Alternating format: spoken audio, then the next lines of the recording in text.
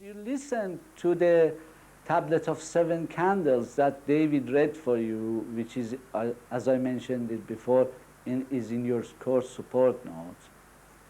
However, you must realize that these processes that Abdul Baha talked about is going to be brought about by the spirit of the age through the revelation of God, through Baha'u'llah, the glory of God. Today, people are going to be inspired to bring this unity of mankind to realization. But that does not mean that regeneration and spiritualization of the people on earth, which is a process that has to take place directly through the system that Baha'u'llah has devised and the teachings that he has given us to develop ourselves and later the society. Now, if you remember, in the last sessions, I went through this Baha'i system of administration in order to establish a new world order. And I gave you this whole of the system. So here you have the Baha'i system of administration, which we said is based on the Holy Scriptures. And at present, the supreme body controlling this system is the Universal House of Justice. And then I told you that it has 2 arms.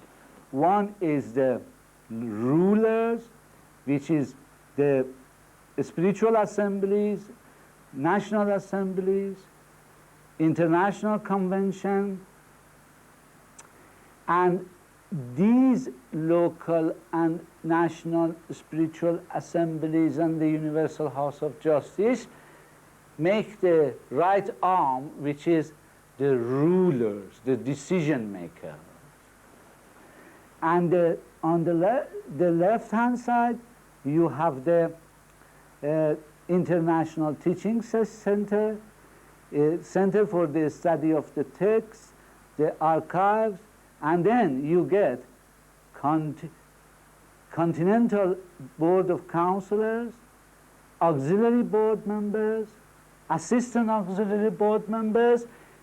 Their role is to give advice.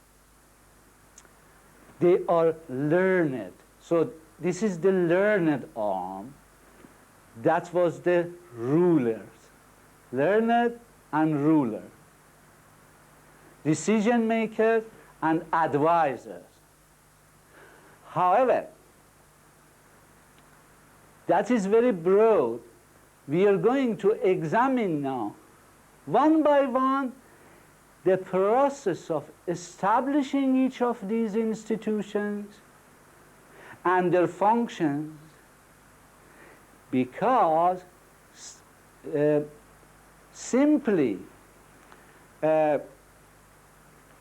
to say that we want to establish a world parliament, a world government, a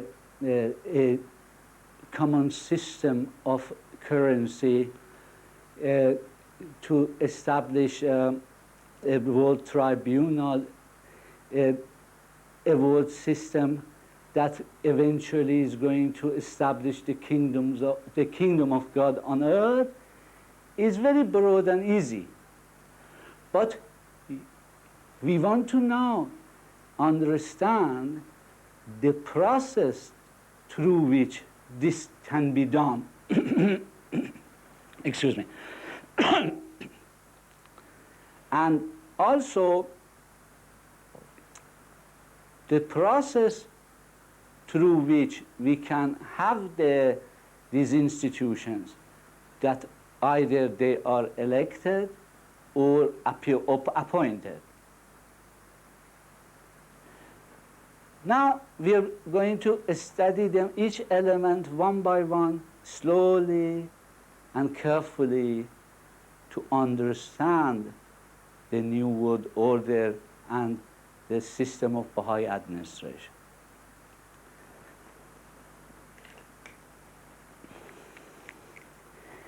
Now, to begin with, you have got people now here.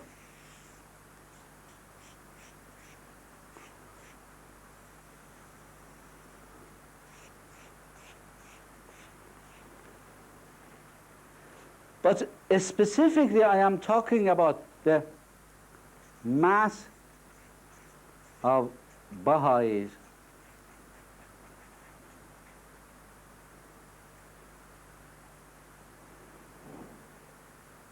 of the world. These are the individuals that have believed in the manifestation of God for this age, and they are all the time going through the process of spiritualization, discipline, and self-regeneration through the teachings of God. But as we said a few minutes ago, it is impossible when you want to make decision to call all the peoples to Trafalgar Square and ask them which way to go, make decision. Therefore, it is inevitable that you have to have representatives of people in each locality who are going to be given the power to make decisions. But the way this is come about, the way they are going to organize it, is not by people sitting together and discussing it and consulting and bringing these institutions about. These institutions have been specifically ordained by God in the most holy book, the Kitab Aqdas, which I introduced to you at the beginning of this course. Meaning, I'm going to read it later on from the book itself, but just for now, I'm going to say that Baha'u'llah has said that in whatever city or town the number of the believers exceed, it is 9 or exceeds number of 9, it is an obligation to form a spiritual assembly, which later is going to become to be called the local house of justice. So, a spiritual assembly, or another name for it is the house of justice for each town, will have 9 members. But how are these 9 people are going to be elected in that town or in that city or in that village? That again is not a man-made procedure. It is a procedure that has been given us through Baha'u'llah, through Abdul Baha, the master, through Shoghi Effendi, the guardian. And later on we are going to read exactly their words about this. But what happens is this, that in order for the people to know who they should vote for to become member of this spiritual assembly in their town, people have to mix with each other. People have to get to know each other. Therefore, it is necessary for the Baha'is to get together every 19 days. Now, remember where we are. We are mass of people in towns, in cities, in villages who are Baha'is now, and they want to get to know each other. The people want to get to know each other. You see, remember again, I'm still trying to convey to you the purpose and meaning of life. We said at the beginning of the course that one of the problems that the people, even in the UK, face is loneliness. They don't know each other, people. You will get somebody who's living in your neighborhood, after 20 years, people don't know their name and surname at all. Somebody dies in this country, and for so many days they don't discover the body of this soul, this spirit that has expired, died, passed away. We don't want that situation. We want a situation that people all the time interact with each other, know each other, associate with each other. But I'm going to talk about the manner they wish in that way to associate with each other later. So, Baha'u'llah has given us an institution which is called Institution of 19-day feast.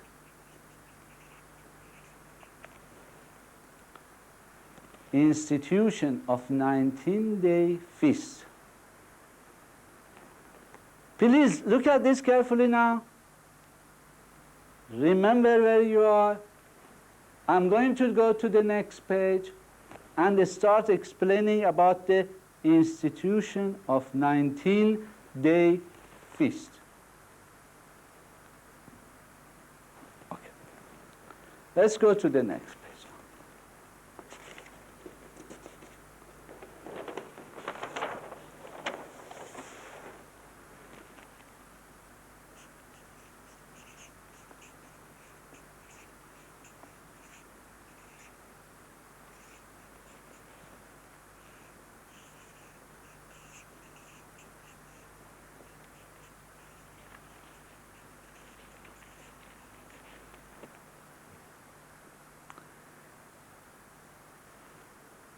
Now,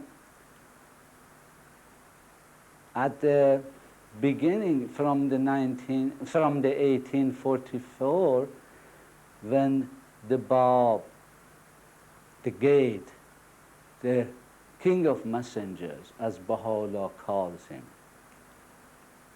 revealed himself, declared himself publicly.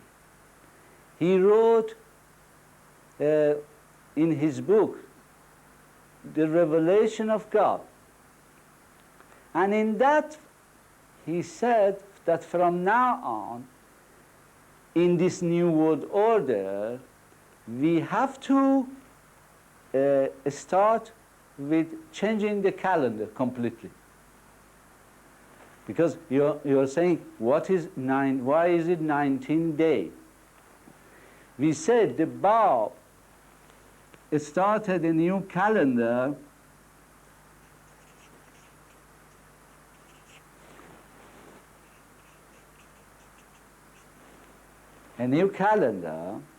the Baha'i calendar, and it consists of 19 months, of each month being 19 days. So 19 months, each month 19 days. If you multiply this, it comes to 361 days. It remains 4 days. He called those days intercalary days. which is 4 days, and during these 4 days is the time of festivity, exchange of gifts, and celebration. That makes it 365. Naturally, you know, every 4 years, you are going to have 1 extra day.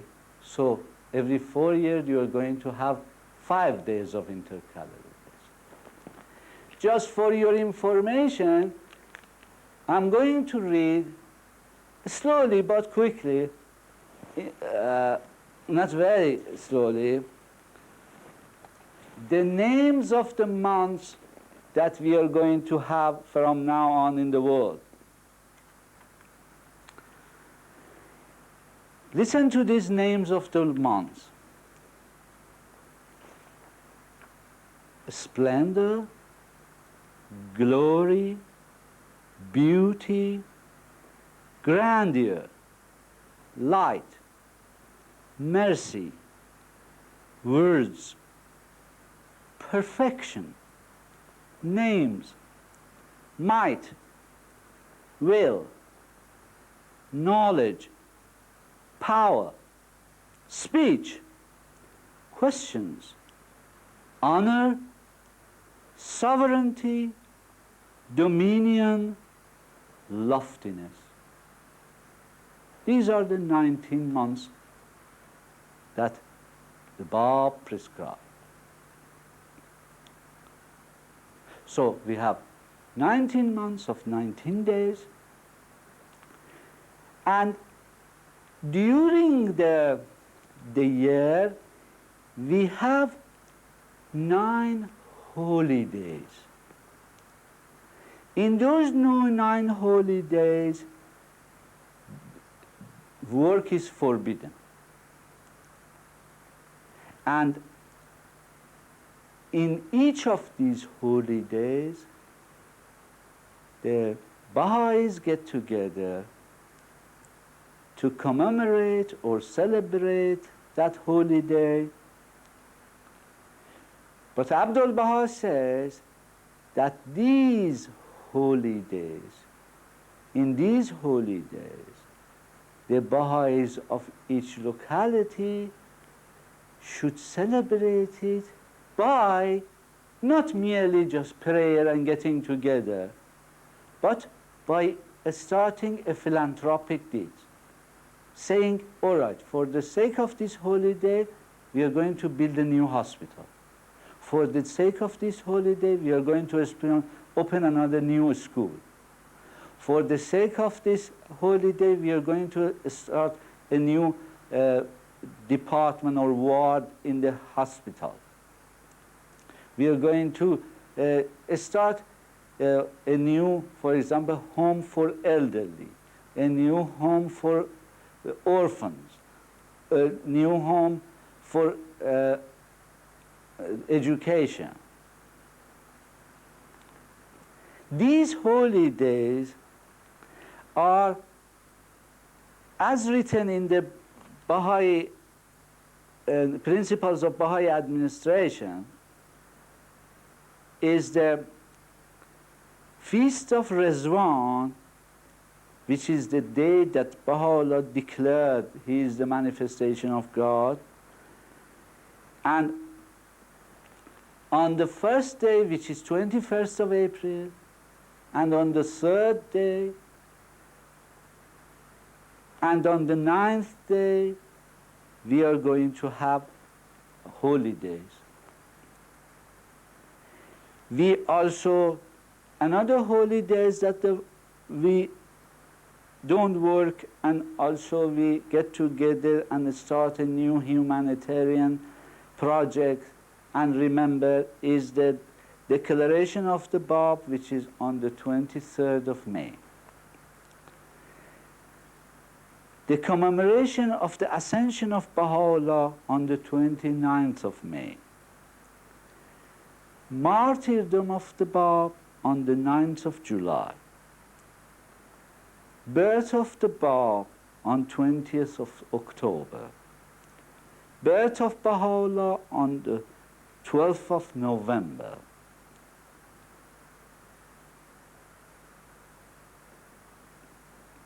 And the Nowruz, or the Baha'i New Year Day, which is 21st of March.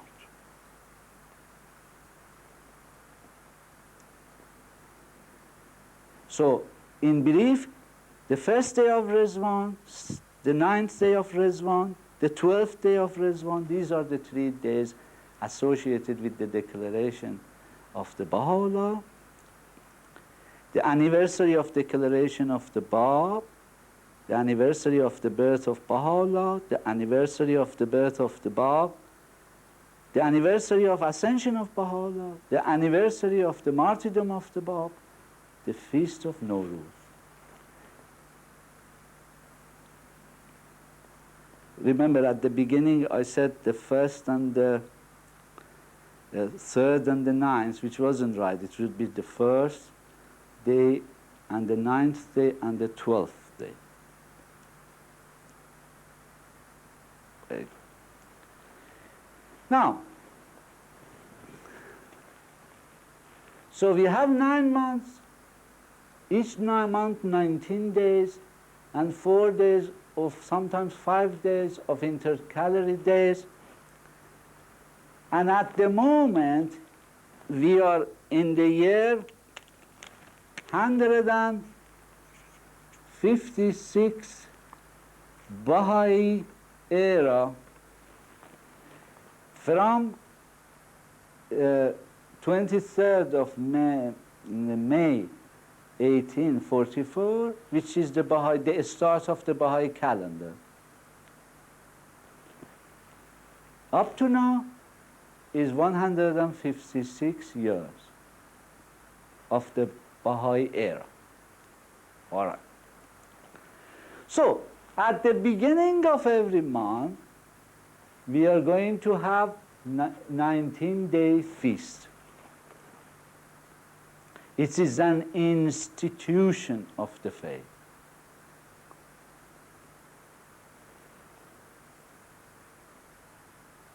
The people in that locality, in that town, in that village, in that city, they get together in order that, now listen to this, these are important. We want to get to know people, we want to unite people. We want them to associate with each other, get to know each other, and live in peace and harmony and having a loving relationship. So, we say in every 19-day feast that we are going to have for the people of that locality, number one, if we study the writings carefully, we say that the first thing that happens, if God forbid, between one 19-day, 1 month, one Baha'i month, which is 19 days, to the next 19 days, there has been some conflict or disagreement or something between individuals, the individuals are not allowed to say, all right, because I have disagreement with this lady or the man, I'm not going to the 19-day feast. No. You go. But what you do is, when you arrive at the feast, you hug that person and forgive and forget. So it is reconciliation.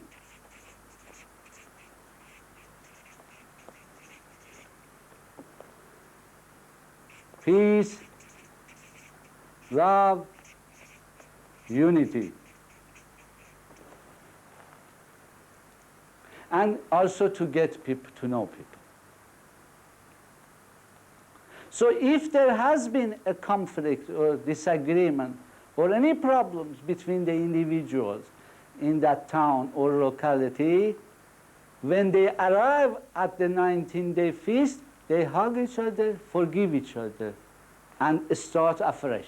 However, having said that, I must remind you that Abdul Baha writes for us that, in fact, if a problem happens between two individuals, the individuals, when they are spiritualized, fully regenerated, they should forgive and forget immediately. Now, I'm repeating that. Abdul Baha emphatically said that if there is a problem between two individuals, they should immediately forgive each other and establish love and unity. However, if they are not properly regenerated, spiritualized, when they come to the 19-day feast, they must forgive and forget. But remember what condition Abdul Baha puts to it. He doesn't say you just forgive, but still in your heart let some traces of it remain. No. You forget it in your heart, not keep it in behind your mind, with you still. Then the second thing that will happen in the 19-day feast is to praise the Lord,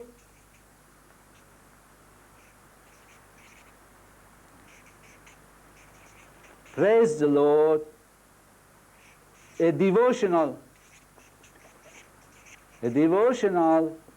from the writings, from the Holy Scriptures, from the writings of the Bab, Baha'u'llah, and Abdullah.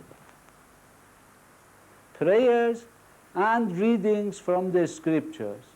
That's how you start the meeting with. Then, after that,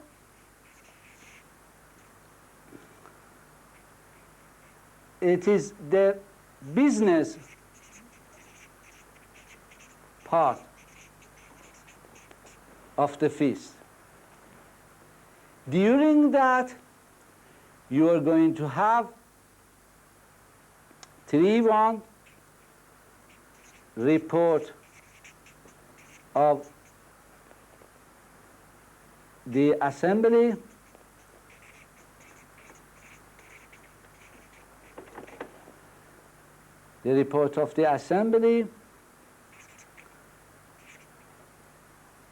answer to previous questions,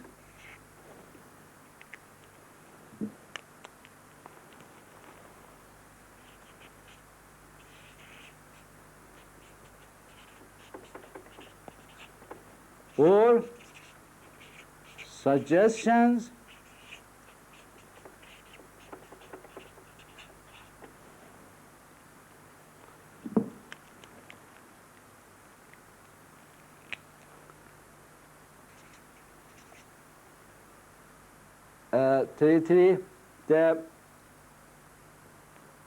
of course, this record of assembly will be through the secretary.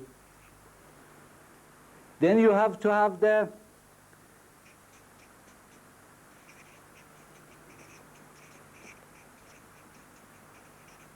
treasurer's report about the finance of the community.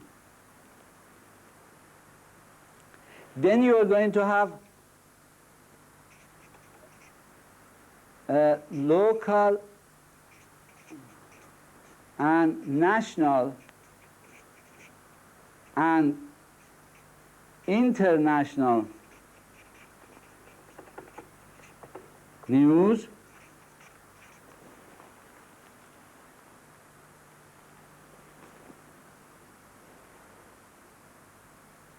Now, we come to the next part, which is extremely important.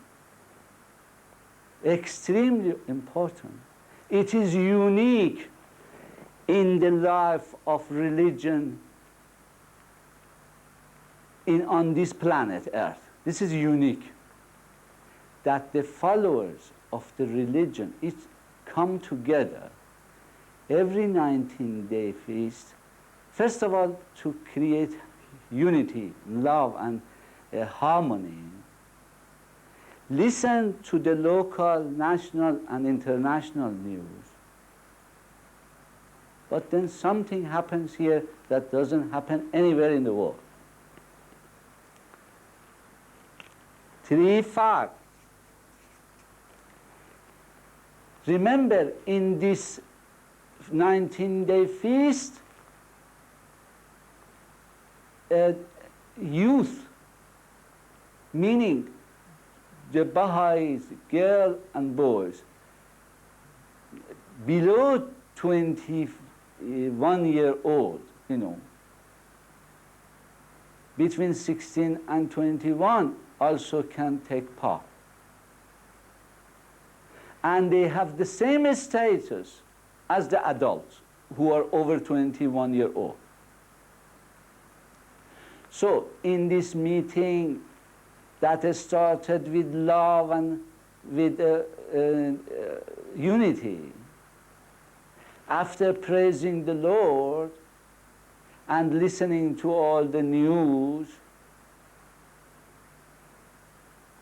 each person in the community has the right to give suggestions to improve local conditions.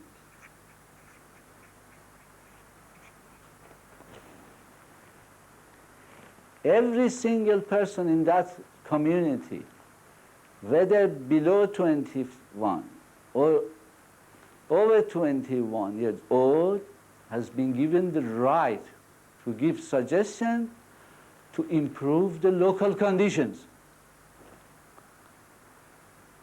And as the people who are attending the feast will consider this suggestion, and if it is approved by the feast, it will go to a higher institution than the feast, which is the local house of justice, which we call it the spiritual assembly at the moment, for their consideration and implementation.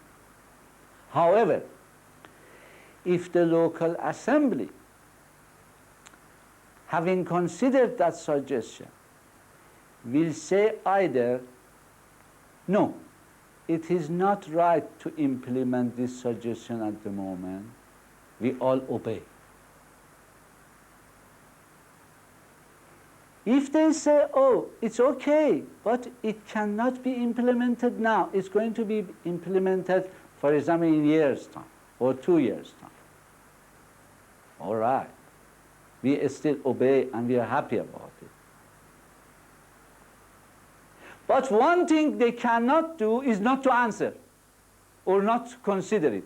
They have to consider it. But whatever decision they make, whether they say A or nay, we say it's from God and we obey.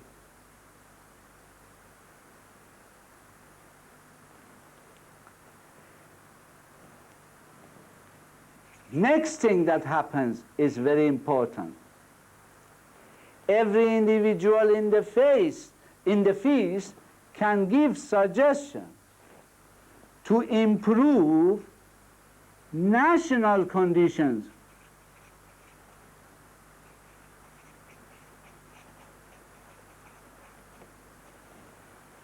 Now these are unique in the history of religion and political parties.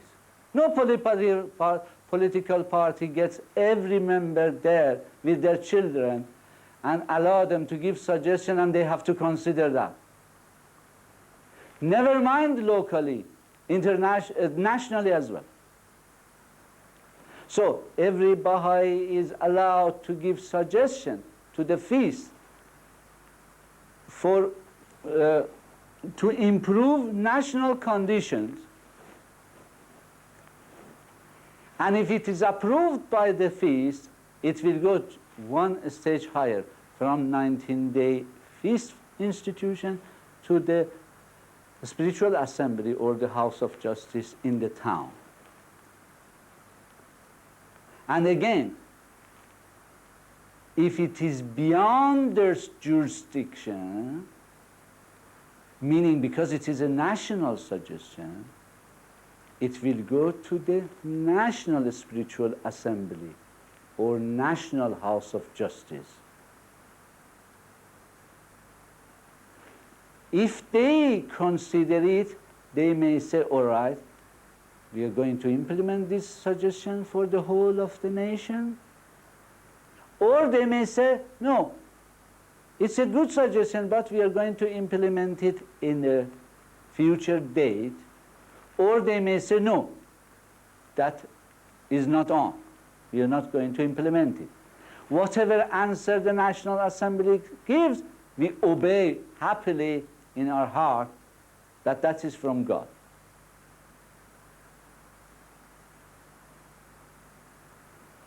Next, every individual in that community who is in the feast can give suggestions to improve international conditions.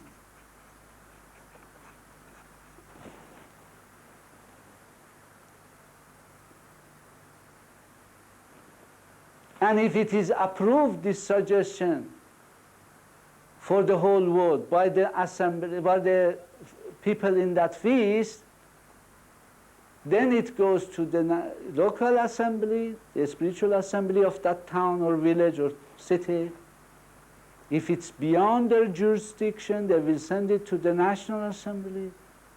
And if it is beyond their jurisdiction, they will send it to Haifa in Israel, to the Universal House of Justice for the whole world to consider. And again, if they say, all right, we are going to implement that, we happily accept it. If they say we are going to do it in 2 years' time or in a future date, we accept it. If they say, no, that is not on, we are not going to approve that, we say, all right, that is the will of God, and we happily accept. But the most important thing is that everybody can give suggestions. And it can, once it's approved by the feast, by the people in that village and town in the city, it can go to the proper authorities, institutions, that they are going to consider it. And say what they are going to do about that. And then, if you remember, in the report of the assembly or through the secretary, you are going to get in the future feast the decision of the local assembly, the decision of National Assembly, the decision of the Universal House of Justice about this suggestion in a later date.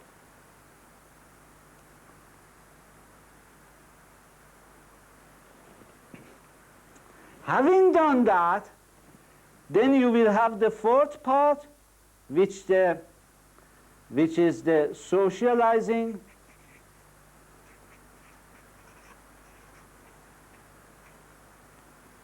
Having food and soft drinks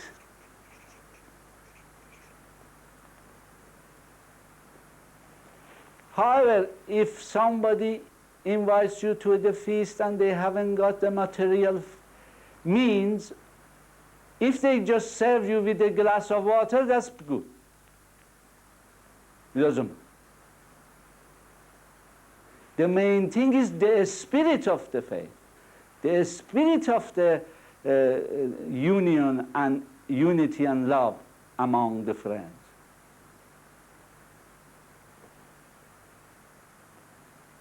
And in this way, through this process and through this last process, people to get to know each other. Every year you have 19-day feasts. And it is a duty to attend these feasts. It's an obligation. So that you establish unity and harmony, but also contribute to the welfare of the community, and also to get to know people. Why? Because you are going to elect 9 people to make decisions in the spiritual assembly or the house of justice in that town. Unless you don't know people, how can you vote for them?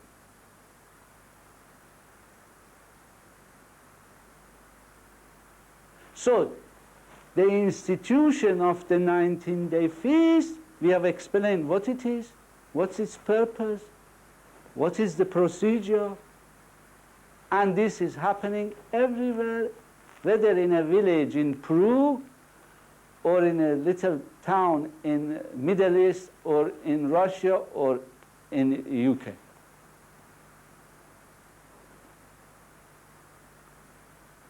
Fine. Now, having understood that, we are going to go back now to the first page when we were explaining how to build up the administrative system. So we have the mass of the Baha'is of the town, then we have the institution of the 19-day feast, and now we're going one level higher, the spiritual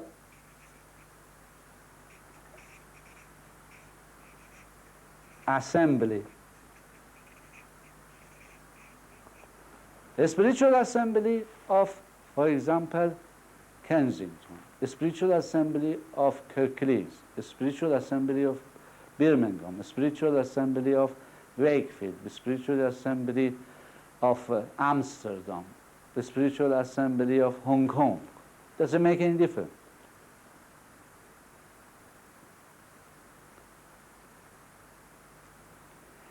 These spiritual assemblies in towns, villages, cities are elected by the mass of the Baha'is who get to know each other through the process of meeting each other in the 19-day feast institution, every 19 days.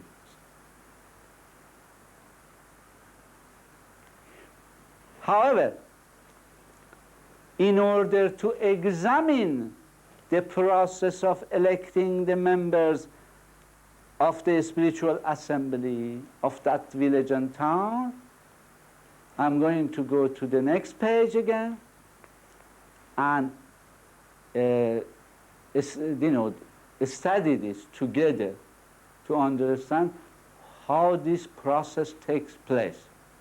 I'm going to stop now in a minute, and then I'll put the flip chart paper on, and I will go through it with you.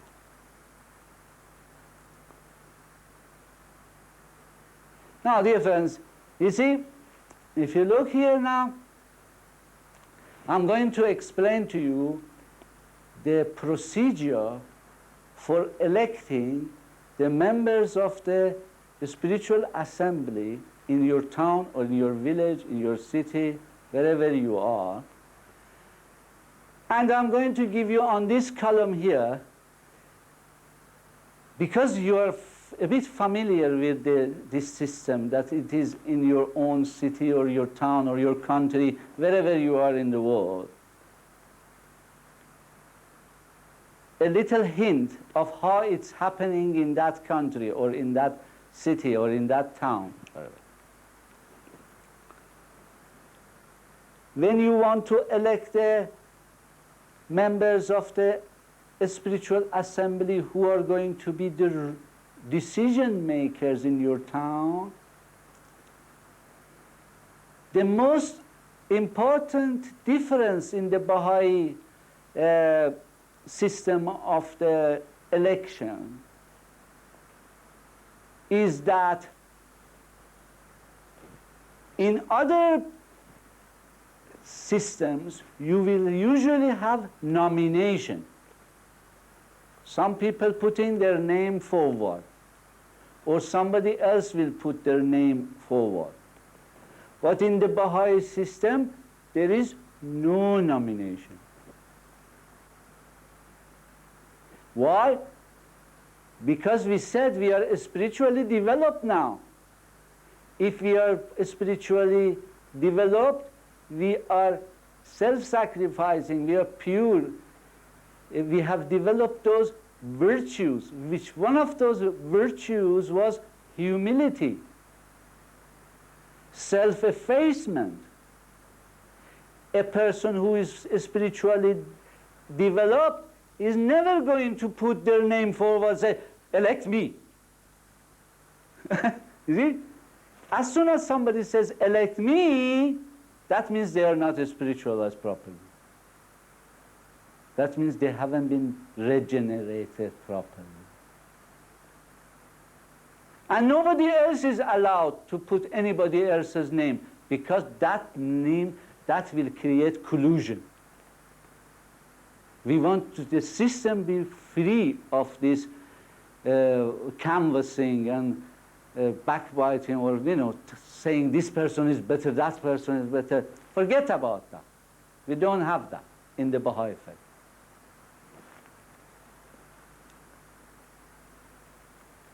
The second thing is, if you are a bit aware about the election in some countries, usually a person who becomes a candidate, they will have to put a money deposit, that if they don't get certain amount of number of votes, then they are going to lose their deposit.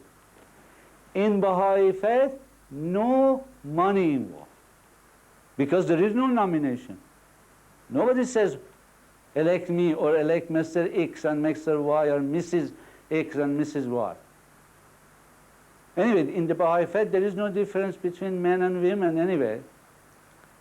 Equality. So you can choose the name of a person, a woman or a man that you want.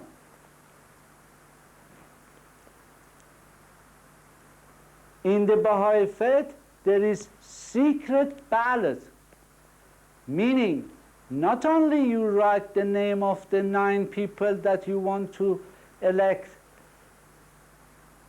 without canvassing. Even the husband and wife should not discuss it, should not influence each other. It should be secret.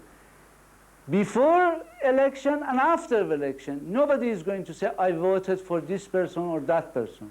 You never say that. So, complete secrecy and no canvassing, no propagation.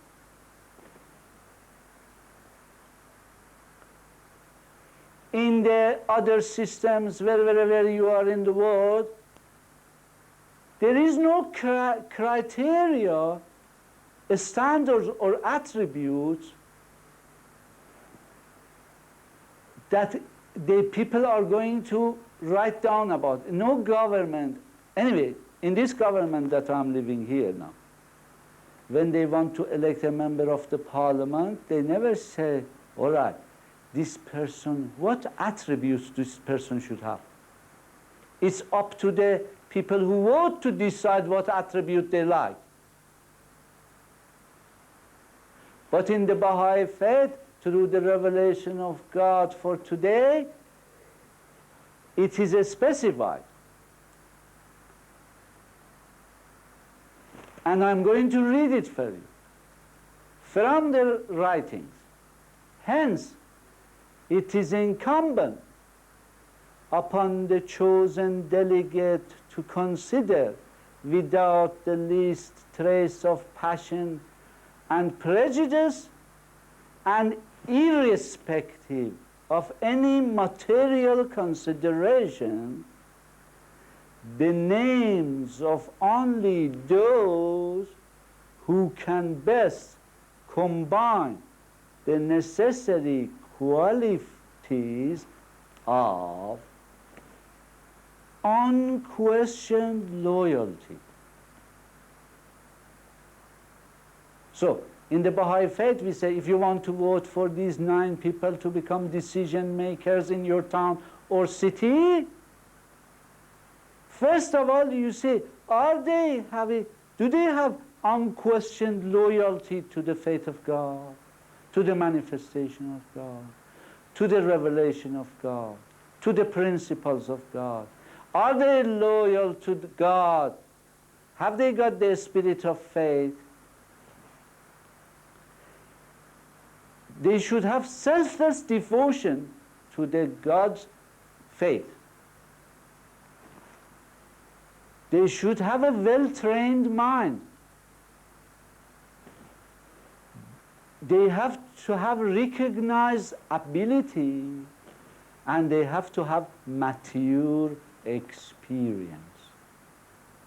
This is what we're looking for. We are not looking for if they are lawyers or doctors or they're accountants or they're engineers or whatever.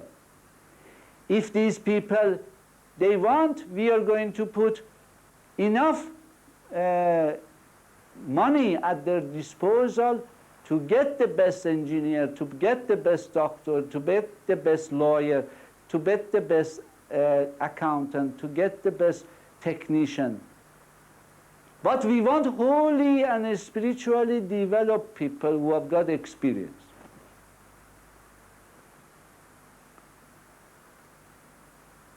In the Baha'i faith, unlike other systems, you cannot be member of a party, a political party.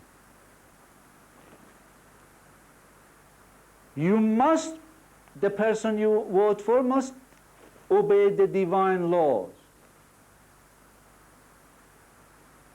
Those people who vote also should be the Baha'is of good standing, meaning that the spiritual assembly of that town and village and city approves that these people haven't broken the law, the spiritual laws. If they have broken the spiritual laws, they can't vote.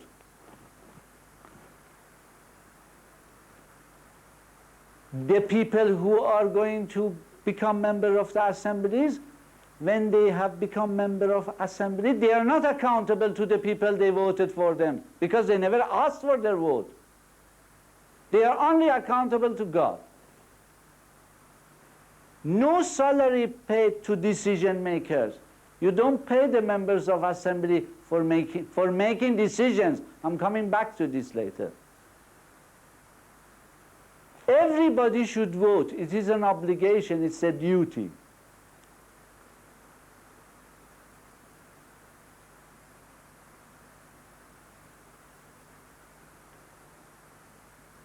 No one is advised by another person to vote for somebody else. It is forbidden to abstain. Now, when you are in the assembly and you want to vote on a decision, nobody should advise you what to do. But it is also in the Baha'i faith, it's forbidden to abstain. If they say, shall we build this road or not, you can't say, I don't know, I can't, I'm going to abstain. You are either going to say A or nay. You cannot say, I am abstain. It is forbidden to criticize a decision we obey wholeheartedly. When the assembly, that members of it, we have elected ourselves free, without any pressure, and because they are spiritually developed, when they make a decision, we obey and never criticize it or never say anything disagree with it. And Abdul Baha says, if they have even made a wrong decision, you obey it, God will put it right. That's it now. I'm going to stop now, and we'll continue a little later. Now, dear friends, I've gone through the way that Baha'u'llah, Abdul Baha, and Shoghi Effendi tell us how to elect the members of the local spiritual assembly, which means assemblies for the towns, for cities, for the villages, wherever you live. And I've explained the detail of what is the qualification of the voters and the what is the qualification of the people you vote for. However, because this is the bedrock, this is the foundation for everything else, it is better to read exactly from the Baha'i writings, from Baha'u'llah, from Abdul Baha, from Shoghi Effendi themselves, how they have explained about the formation of the assembly. I have asked David to read some of the sections regarding these, and then Albert is going to continue and read some more extracts from the writing regarding the spiritual assembly and their duties and their functions. I'm going to leave you now at the hands of David and Albert. These are the extracts from the Principles of Baha'i Administration. The nature and establishment of the local spiritual assembly. The foundation of the LSA and the conditions of its existence. The divine institution, Baha'u'llah, says is as follows. The Lord hath ordained that in every city a house of justice be established, wherein shall gather counselors to the number of Baha, which is the number 9. It behoveth them to be the trusted ones of the merciful among men, and to regard themselves as the guardians appointed of God for all that dwell on earth. It is incumbent upon them to take counsel together and to have regard for the interests of the servants of God, for his sake, even as they regard their own interests, and to choose that which is meet and seemly. Thus hath the Lord your God commanded you.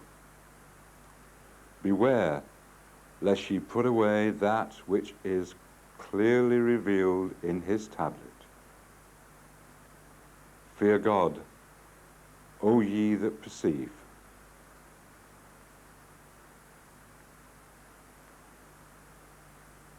Shoghi Effendi has written, Necessity for Establishment.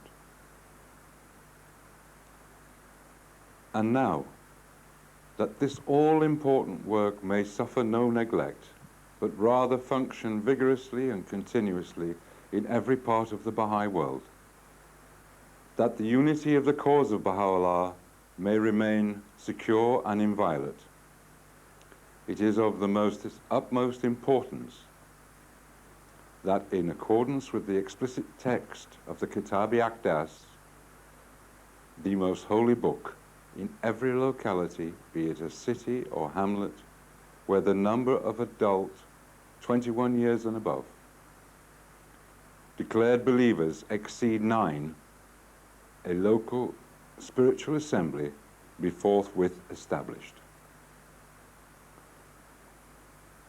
To it, all local matters pertaining to the cause must be directly and immediately referred for full consultation and decision. The importance, nay, the absolute necessity of these local assemblies is manifest when we realize that in the days to come they will evolve into the local house of justice, and at present provide the firm foundation on which the structure of the Master's will is to be reared in future.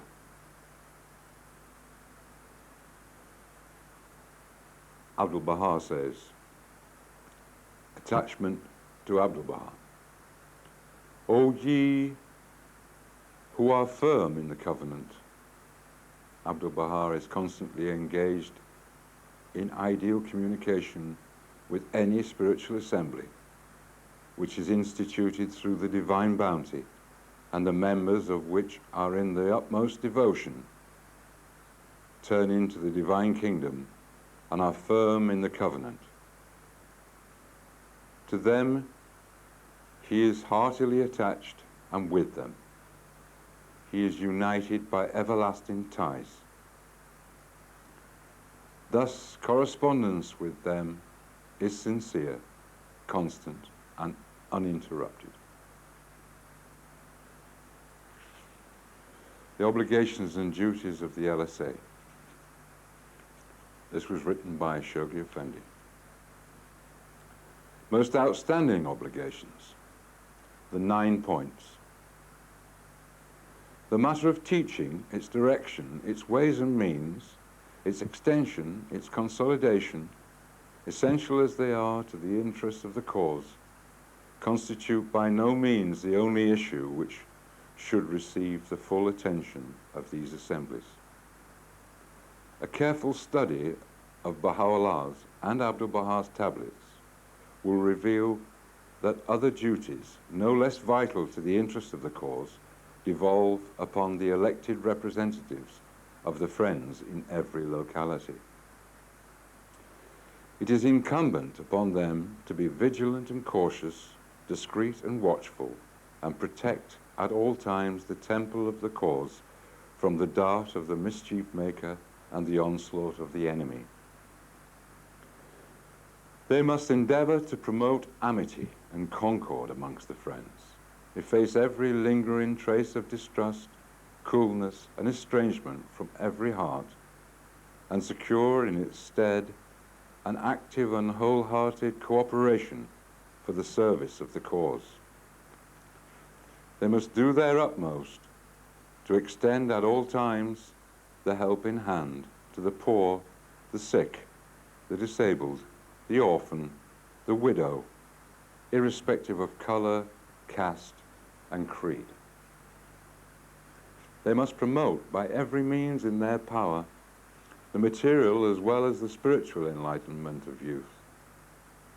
The means for the education of children institute, wherever possible, Baha'i educational institutions organize and supervise their work and provide the best means for their progress and development. They must make an effort to maintain official, regular, and frequent correspondence with the various Baha'i centers throughout the world, report to them their activities, and share the glad tidings they receive with all their fellow workers in the cause. They must encourage and stimulate by every means at their command, through subscription, reports, and articles, the development of the various Baha'i magazines. They must undertake the arrangement of the regular meetings of the Friends, the feasts and the anniversaries, as well as the special gatherings designed to serve and promote the social, intellectual, and spiritual interests of their fellow men. They must supervise, in these days when the cause is still in its infancy, all Baha'i publications and translations, and provide in general for a dignified and accurate presentation of all Baha'i literature and its distribution to the general public. These rank among the most outstanding obligations of the members of every spiritual assembly.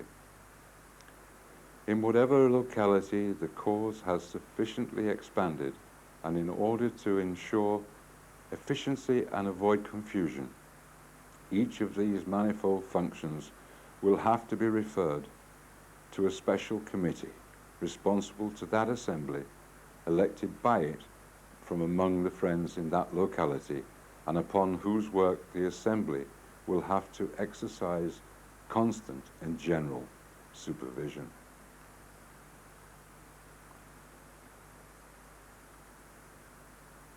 Shoghi Effendi writes about the election.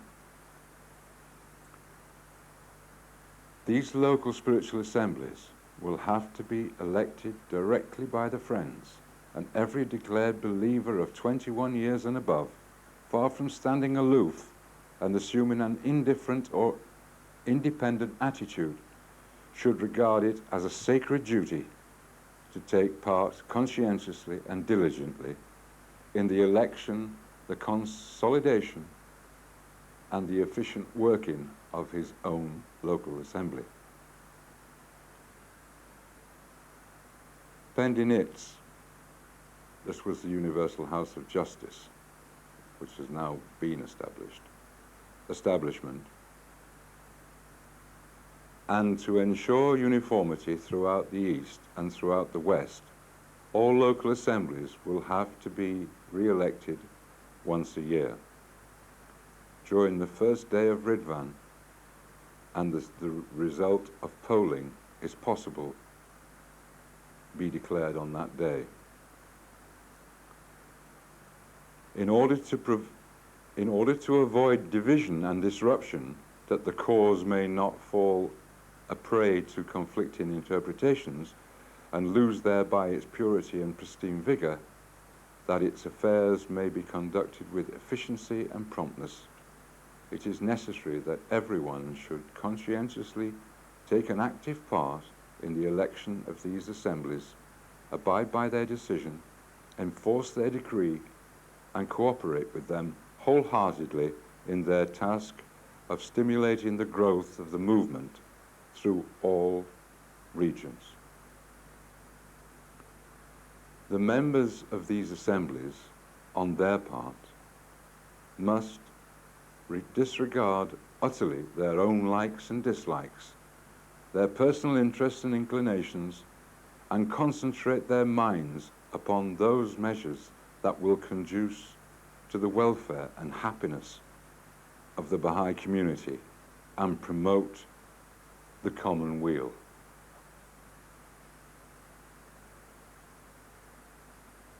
Appointed of God.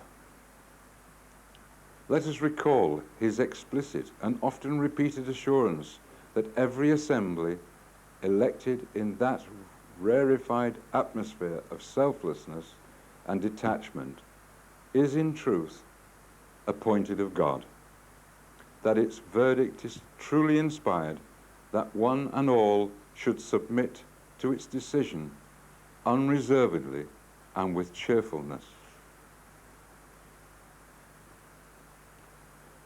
The bedrock of the Universal House of Justice. The various assemblies, local and national, constitute today the bedrock upon the strength of which the Universal House is in future to be firmly established and raised. Not only these function vigorously and harmoniously can the hope for the termination of this period of translation and transition be realized. It devolves upon us, whose dearest wish is to see the cause enter upon that promised era of universal recognition and world achievements, to do all in our power to consolidate the foundations of these assemblies, promoting at the same time a fuller understanding of their purpose and more harmonious cooperation for their maintenance and success. Writing about the need for consolation, writing about the need for consultation, Abdu'l-Baha says, "It is incumbent upon everyone not to take any steps without consulting the spiritual assembly, and they must assuredly obey with heart and soul its bidding and be submissive to it, that things may be properly ordered and well arranged. Otherwise, every person will act independently and after his own judgment will follow his own desire and do harm to the cause." Writing about the requisites of true consultation, Abdu'l-Baha says, The prime requisites for them that take counsel together are purity of motive, radiance of spirit, detachment from all else save God, attachment,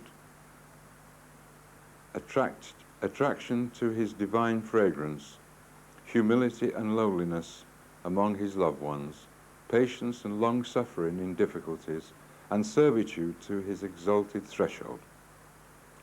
Should they be graciously aided to acquire these attributes, victory from the unseen kingdom of Baha'i shall be vouchsafed to them. In this day, assemblies of consultation are of the greatest importance and of vital necessity. Obedience unto them is essential and obligatory. The members thereof must take counsel together in such wise that no occasion for ill feeling or discord may arise. This can be attained when every member expresseth with absolute freedom his own opinion and setteth forth his argument. Should anyone oppose, he must on no account feel hurt, for not until matters are fully discussed can the right way be revealed.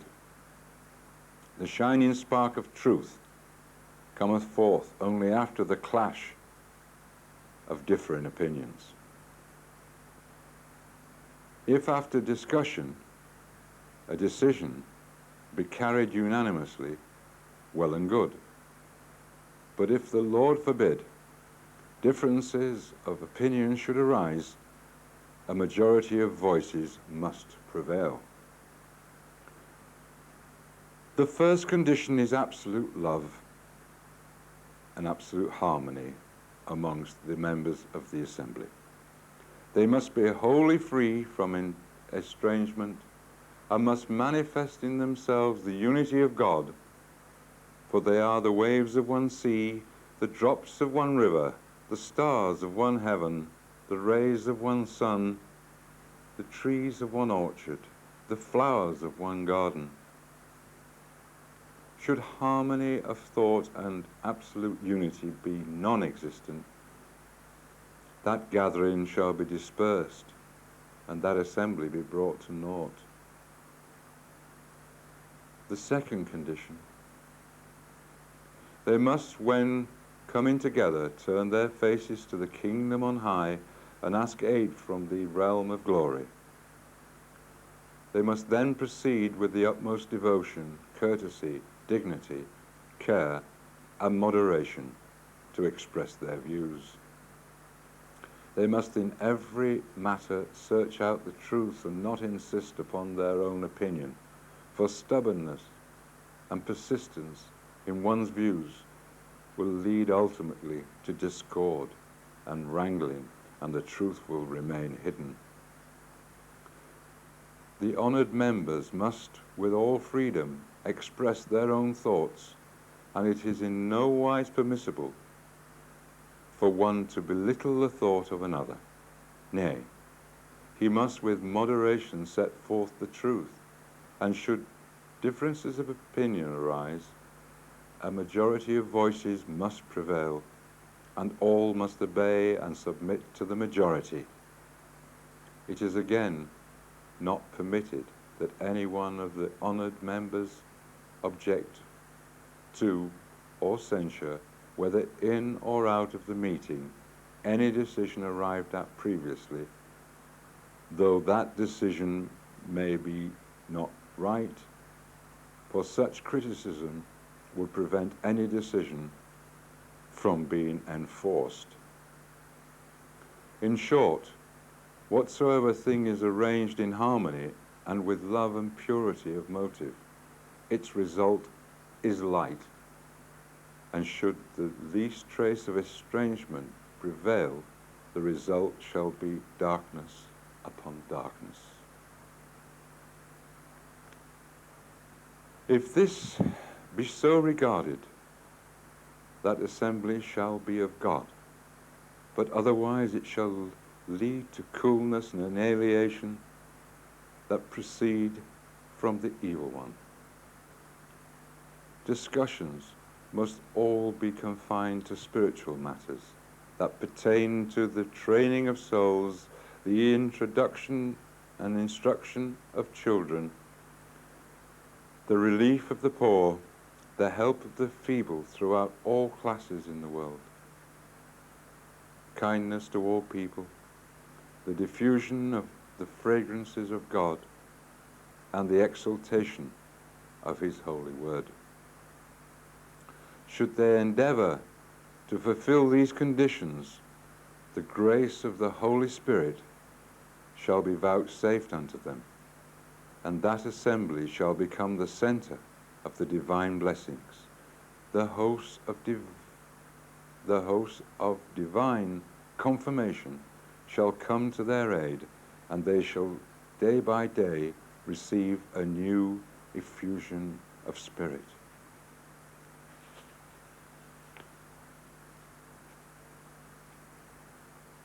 The right of self-expression, Shoghi Effendi says. Let us also remember that at the very root of the cause lies the principle of the undoubted right of the individual to self-expression, his freedom to declare his conscience and set forth his views. If certain instructions of the Master are today particularly emphasized and scrupulously adhered to, let us be sure that they are but provisional measures designed to guard and protect the cause in its present state of infancy and growth until the day when this tender and precious plant shall have sufficiently grown to be able to withstand the unwisdom of its friends and the attacks of its enemies. On fellowship and consultation, Shoghi Effendi says, let us also bear in mind that the keynote of the cause of God is not dictatorial authority, but humble fellowship, not arbitrary power, but the spirit of frank and loving consultation. Nothing short of the spirit of a true Baha'i can hope to reconcile the principles of mercy and justice, of freedom and submission, of the sanctity of the right of the individual, and of self-surrender, of vigilance, discretion, and prudence on the one hand, and fellowship, candor, and courage on the other.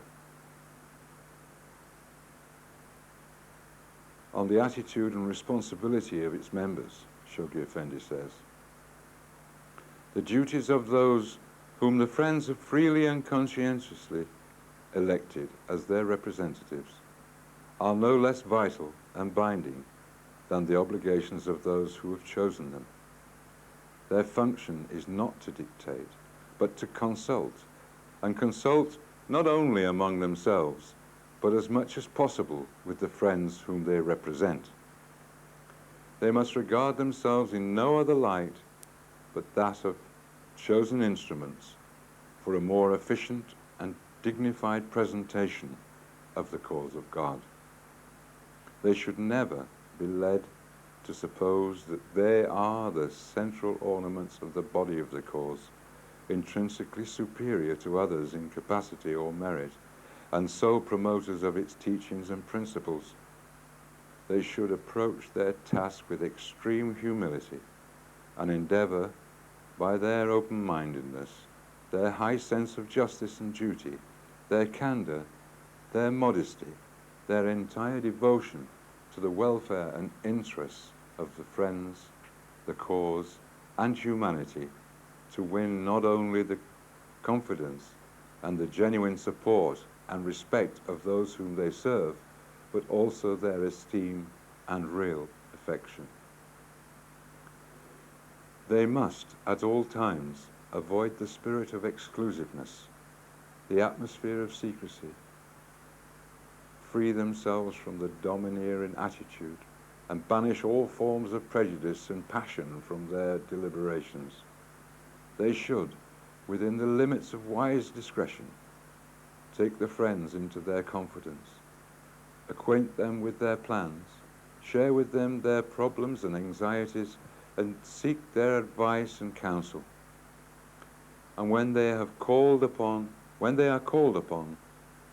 to arrive at a certain decision, they should, after dispassionate, anxious, and cordial consultation, turn to God in prayer, and with earnestness and conviction and courage, record their vote and abide by the voice of the majority, which we are told by our Master to be the voice of truth, never to be challenged, and always to be wholeheartedly enforced. To this voice, the friends must heartily respond and regard it as the only means that can ensure the protection and advancement of the cause.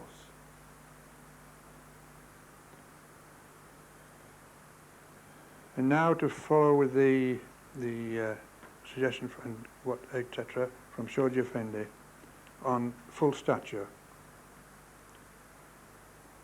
designated as spiritual assemblies, an appellation that must in the course of time be replaced by their permanent and more descriptive title, the House of Justice, bestowed upon him by the author of the Baha'i Revelation, instituted without any exception in every city, town and village where 9 members or more adult believers are resident, annually and directly assembled and elected. On the first day of the greatest Baha'i festival by all adult believers, man and woman alike, invested with the authority rendering them unanswerable for their acts and decisions to those who elect them, solemnly pledged to follow, under all conditions, the dictates of the most great justice that can alone usher in the reign of the most great peace, which Baha'u'llah has proclaimed and must ultimately establish. Charged with the responsibility of promoting at all times the best interests of the communities within their jurisdiction and familiarizing them with the plans and activities, and of inviting them to offer any recommendations they might wish to make, cognizant of their no less vital task of demonstrating, through association with all liberal and humanitarian movements, the universality and the comprehensiveness of their faith, disassociated entirely from all sectarian organizations, whether religious or secular, assisted by committees annually appointed by and directly responsible to them, each of which a particular branch of Baha'i activity is assigned for study and for action, supported by local funds to which all believers voluntarily contribute. These assemblies, the representatives and custodians of the faith of Baha'u'llah, numbering at the present time, 1944, several hundreds, and whose membership is drawn from diversified races, creeds and classes, constituting the worldwide Baha'i community, have, in the course of the last 2 decades, abundantly demonstrated, by virtue of their achievements, their right to be regarded as the chief sinews of Baha'i society, as well as the ultimate foundation of its administrative structure. The formation of the local spiritual assembly. The obligation to form. Shoji Effendi feels that in any locality where the number of adult believers reaches 9, a local assembly should be fully established. He feels this to be an obligation rather than a purely voluntary act. Only in exceptional cases, has the National Spiritual Assembly the right to postpone the formation of an assembly if it feels that the situation does not warrant such a formation. This right, however, should be exercised if the situation absolutely demands it. As to the principle according to which the area of jurisdiction of the local assembly is to be determined, he feels this is the function of the National Spiritual Assembly. Whatever principle they uphold, they should be fairly applied to all localities without any distinction whatsoever. This was a letter written on behalf of Shoji Effendi by his secretary. Election dates. Regarding the election of a local assembly in April 21st, he feels that it should not take place after sunset of that day, for otherwise it would be, according to the Baha'i calendar, falling on the 22nd of April. This is another letter written on behalf of Shoji Effendi by his secretary. Exactly 9 votes. Concerning the question you have asked as to whether an election in the spiritual assemblies, the electors should cast exactly 9 votes, or may cast less than this number.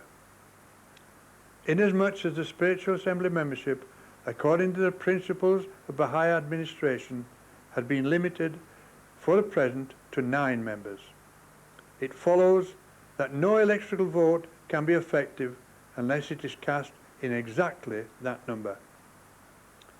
It is therefore the sacred duty of every Baha'i elector to cast 9 votes, neither more nor less, except under special circumstances, so as to ensure that the results of the election for the spiritual assembly will be effective and on as a wide basis of representation as possible.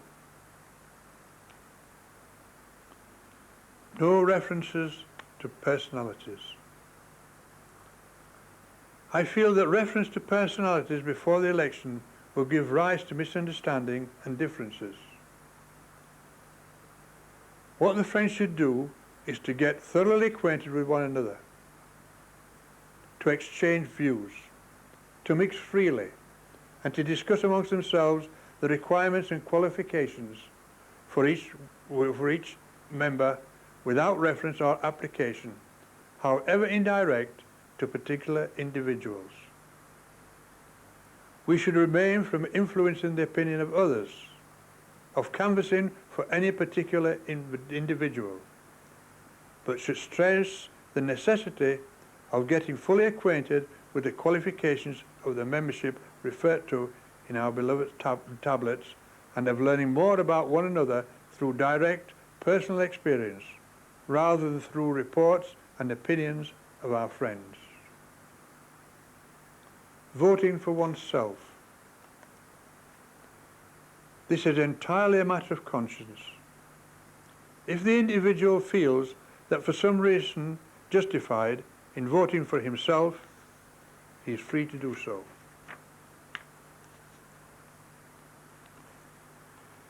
Incorporation of the local assembly.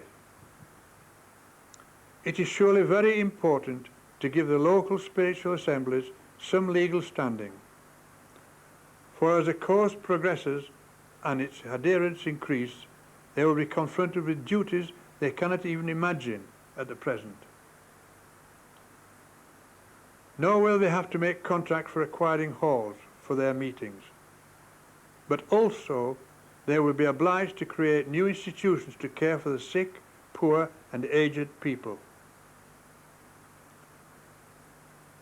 We hope that before long the Baha'is will even be able to afford to have schools that should provide children with the intellectual and spiritual education as prescribed in the writings of Baha'u'llah and the Master. For such duties that will naturally devolve upon the local spiritual assemblies, there will be an increasing need for a legal standing. They will have to be considered as a legal person with the powers of making binding contracts.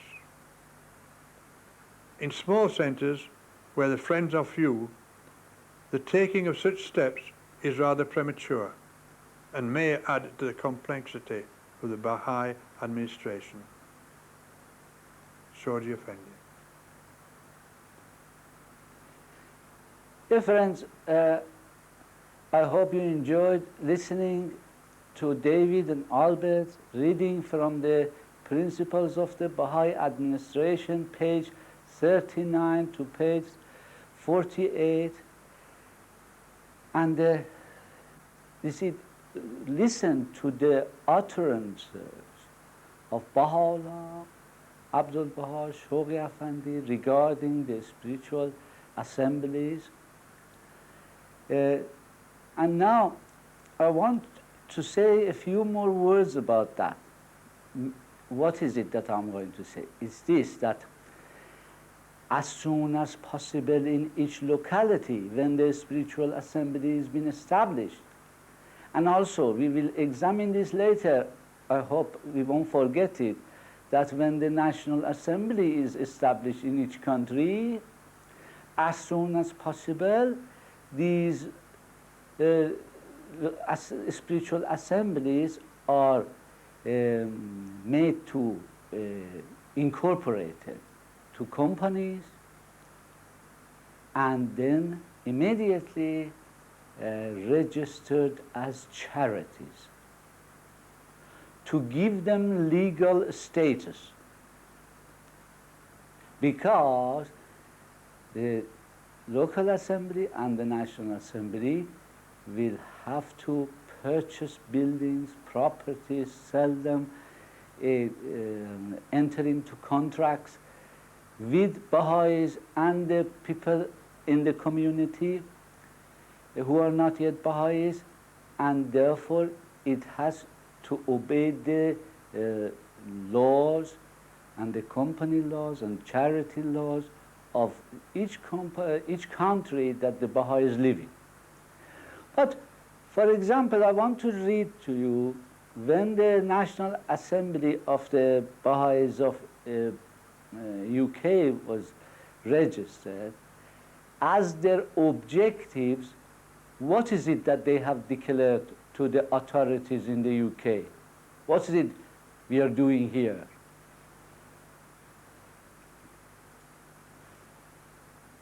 It says, the Companies Act 1948 to 1967, an unlimited company without a share capital, Memorandum of Association of the National Spiritual Assembly of the Baha'is of the United Kingdom, as altered by special resolutions passed 7th December 1968 and 4th December 1971. So this National Assembly of the Baha'is of the United Kingdom have been in existence since when? Since the 1968. Now I said, what is the objective of this? It says, the National Spiritual Assembly is established to share the ideals and assisting the efforts of our fellow Baha'is to establish, uphold, and promote the spiritual, educational, and humanitarian teachings of human brotherhood, radiant faith, exalted character, and selfless love revealed in the lives and utterances of all the prophets and messengers of God, founders of the world's revealed religions, and given renewed creativity, energy, and universal application to the conditions of this age in the life and utterances of Baha'u'llah, to administer the affairs of the faith of Baha'u'llah for the benefit of the Baha'is of the United Kingdom according to the principles of Baha'i affiliation and administration created and established by Baha'u'llah, defined and explained by Abdul Baha, interpreted and amplified by Shoghi Effendi, and to supplement and supplemented and applied by the Universal House of Justice, ordained by Baha'u'llah in his sacred writings as the supreme body of the Baha'i religion. This is how we register the national assemblies and also local assemblies. And we are telling to every local authority, the national bodies, the national government, in every country we are, that we have local assemblies, national assemblies, and the Universal House of Justice in the world, and this is what we are doing. We uphold all the religions of God, and we are to bring humanity together. All right.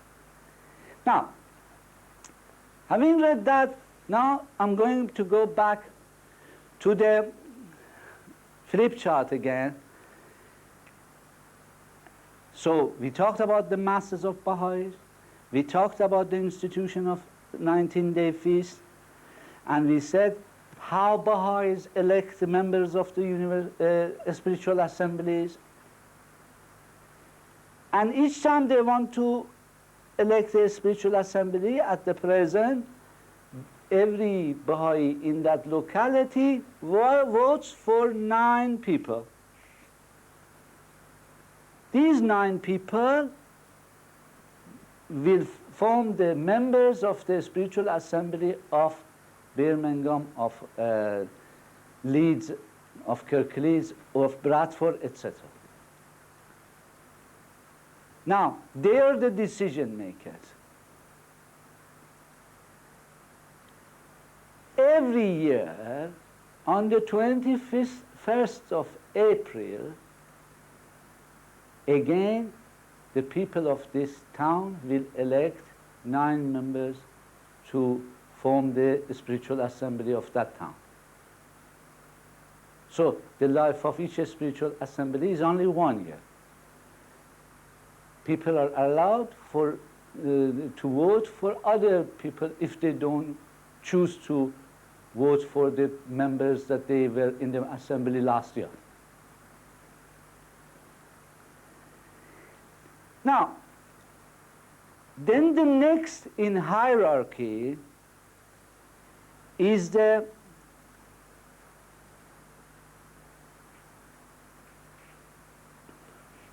Baha'i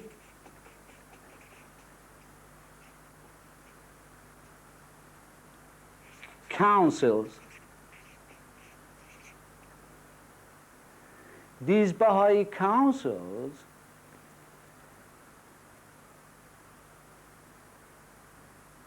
are at the moment look after the affairs of the region. For example, in the United Kingdom, at the moment we have the Baha'i Council for England, the Baha'i Council for Scotland, the Baha'i Council for Wales, and Baha'i Council for Northern Ireland. They are responsible for the administration and the teaching of the faith in these regions.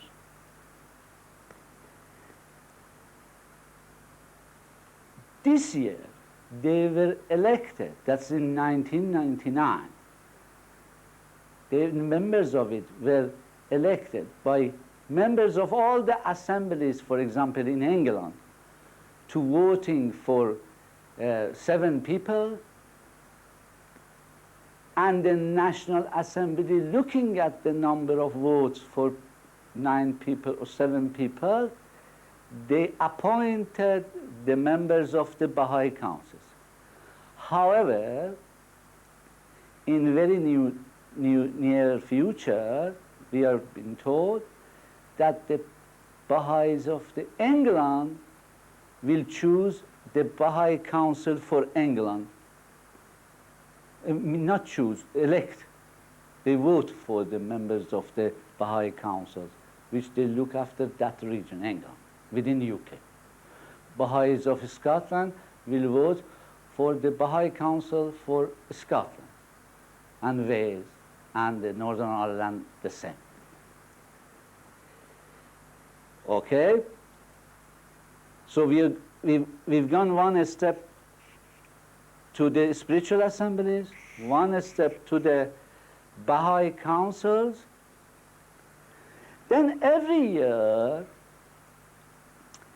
in England, in the United Kingdom, there are at the moment 95 units. Each unit comprises of 2 or 3 towns or cities that form one unit, depending on the number of Baha'is living in this town. So, for example, in this city that I am, the Huddersfield,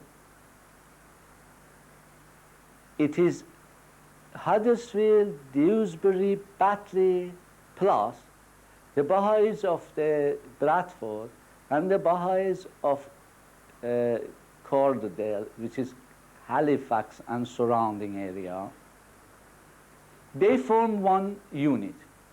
All the Baha'is of Corderdale and Kirklees and Bradford make one unit. So all the Baha'is in these 3 areas, they vote for one person, which again is the most, that person that they think that is more fully developed, spiritually developed, regenerated, is a more holy and pure person, regardless of any material circumstances. To choose that person who is devoted to the faith of God, who is loyal, who is mature, who's got experience, to represent them in the National Convention.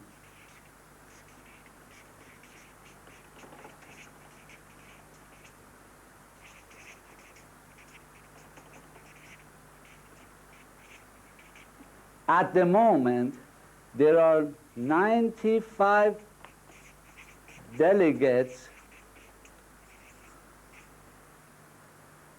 from 95 units in the United Kingdom, Scotland, England, Wales, and Northern Ireland, that they choose the members of the National Convention. There are 95 delegates.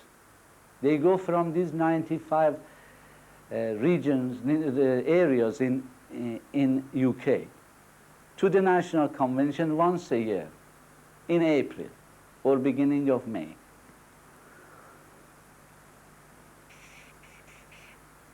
And these delegates, 95 delegates,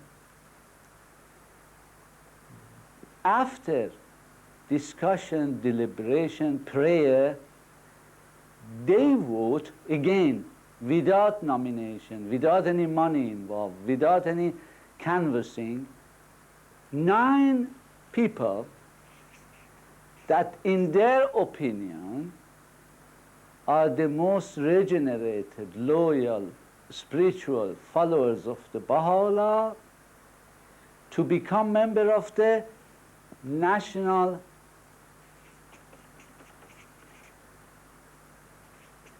Assembly.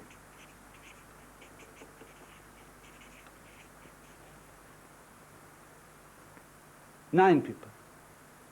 There's 9 people who get the highest vote of these 95 delegates, they become members of the National Assembly. But remember, you must remember this, that they don't choose 9 people among the 95 delegates. They choose 9 people among all the Baha'is, women and men, over the age of 21 in England, Wales, Scotland and Northern Ireland. Not among the 95 people who are there. And these 9 people will be the members of the National Assembly for 1 year. Again next year at the end of April or beginning of May, they will, 95 people, delegates will be electing 9 more members for the National Assembly.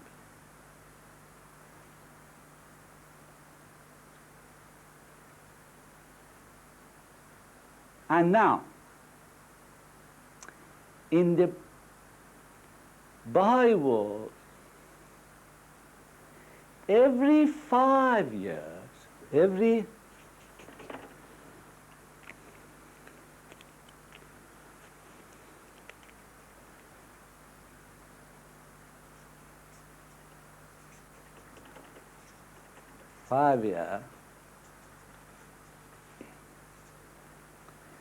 once every 5 years, the international convention is convened. International convention is convened. The members of these international conventions are all the national assemblies of all the countries of the world. So 9 members of the National Assembly of the United Kingdom, they go to Haifa in Israel, on Mount Carmel, the mountain of God, and there, after deliberation, after prayer, after discussion, after a lot of prayer and meditation, they choose, they don't choose, they elect 9 members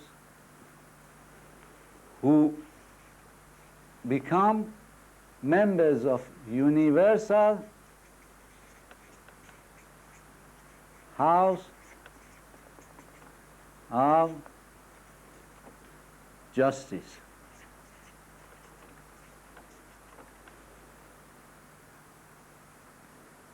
The Universal House of Justice. So, for example, in 1998,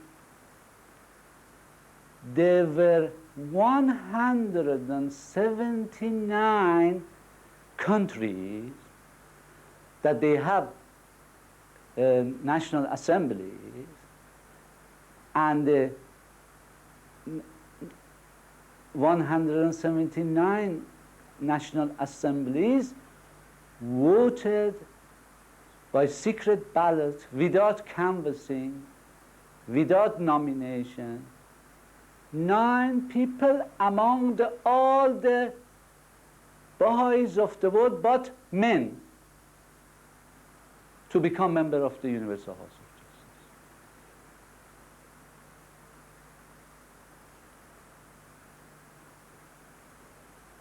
Now, as soon as the National Convention ends and they elect the National Assembly for that country, their duty is ended. But remember, International Convention is always at existence because the members of it are the members of the National Assemblies. So members of the International Convention, they are always there. So the Universal House of Justice will consult with the National Assemblies of the world all the time, or with International Convention members, which in 1998 was 9 members multiplied by 179 countries.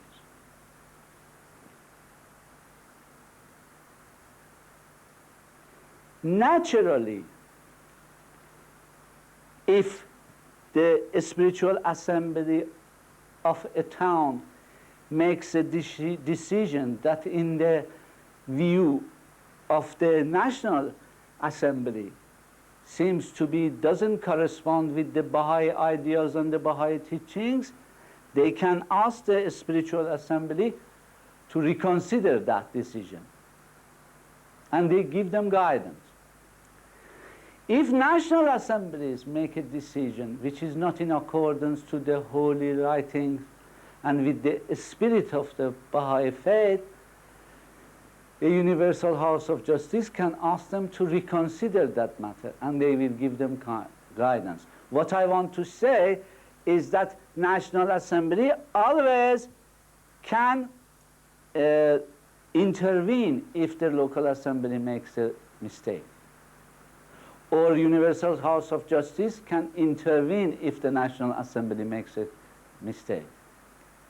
But the decision of Universal House of Justice is final.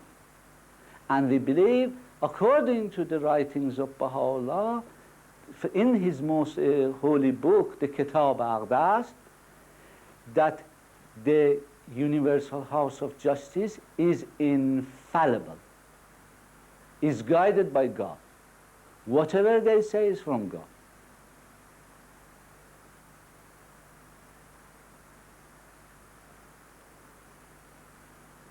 Now, difference, this is the rulers in the Baha'i faith, we call them, decision makers. But the Universal House of Justice also has another arm, which is called the learner, the learned. And first of all is the international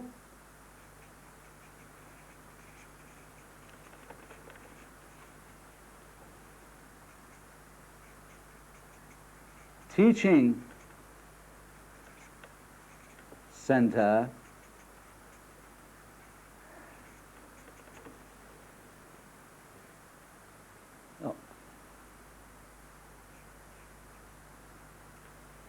International Teaching Center. Remember that this International Teaching Center, all the members of that International Teaching Center were the hands of the cause of God. Meaning, all the members were appointed by the Shoghi Effendi, the guardian of the faith, in his lifetime. And they were mainly appointed between 1951 and 1957.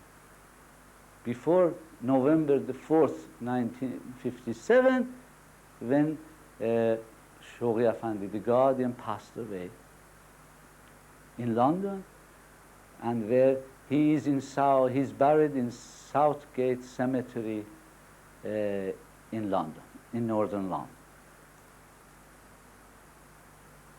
Now, these hands of the cause of God, their duty was to protect the cause of God and protect the Baha'i community.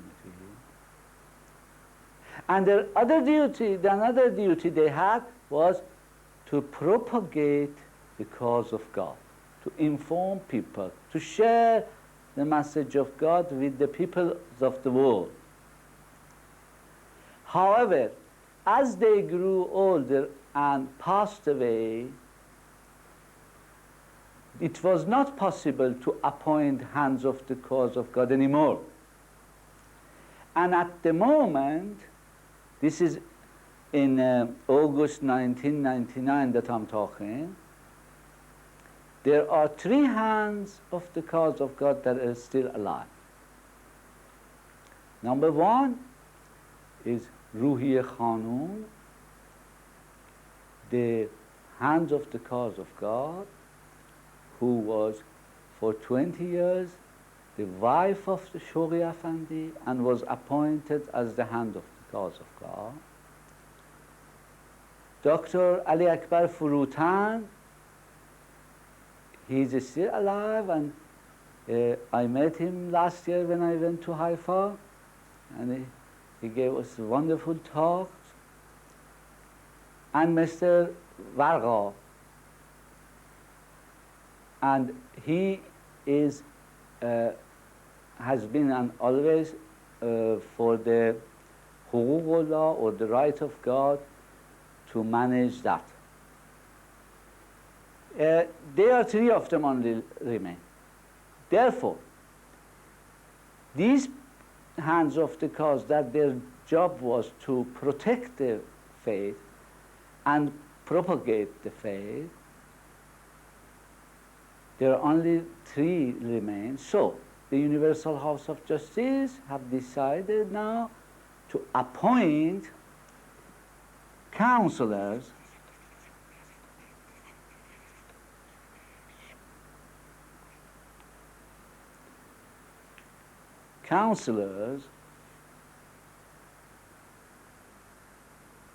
which gradually replace the hands of the cause of God in the International Teaching Center. I am coming to their duties later, but their main duty of the hands of the cause of God and the International Teaching Center counselors is again protection of the faith and propagation of the faith. So we come here. The members of this International Teaching Center, apart from the hand of the cause, which they are counselors, they are appointed by the Universal House of Justice, because they are the learned. They are the ones to give advice.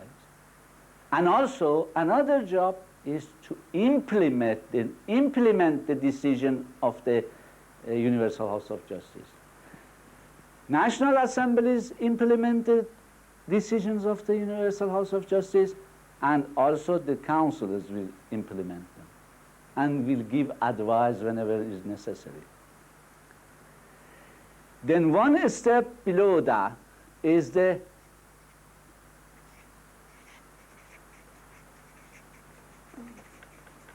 Continental Board of Counselors,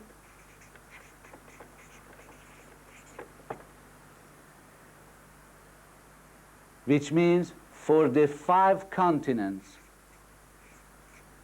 5 Continental Board of Counselors, that the number of them are not fixed, it's flexible. Depends on the number of the Baha'is in that continent and the job that the Universal House of Justice gives them. So he chooses, the Universal House of Justice appoints sufficient number of counselors for each continent to give advice and implement the decisions of the Universal House of Justice along with the national assemblies.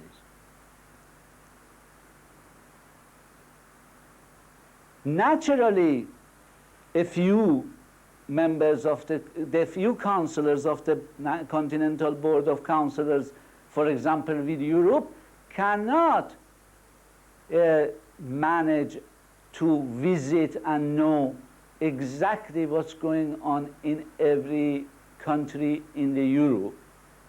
So for this reason, each counselor appoints, this is the next level, auxiliary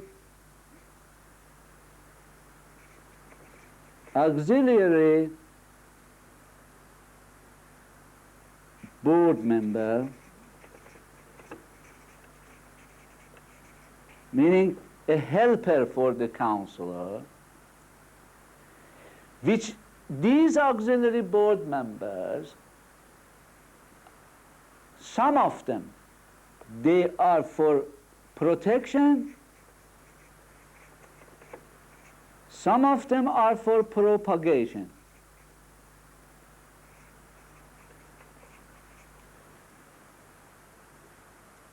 they work within the regions of a country. See? So you have international teaching center counselors, which they are supposed to look after all the countries of the world. The Continental Board of Counselors, which they are responsible for each continent. The Continental Board of Counselors appoint auxiliary board members to look after each region in each country. Some of them for propagation, some of them for protection. Again, each auxiliary board member works for a region. For example, let's say Northern England, from Manchester and Derby upward until you get to Newcastle, before you get to Scotland, is Northern England. Now, it's got one auxiliary board member for protection, one auxiliary board member for propagation. But how can one person see to all the towns and cities and villages and everywhere in the north of England? Impossible. So what happens? Auxiliary board members appoint assistant auxiliary board members to cover 2-3 towns maximum, 3-4 towns or cities. And again, some of the assistants are for propagation, some of them are protection.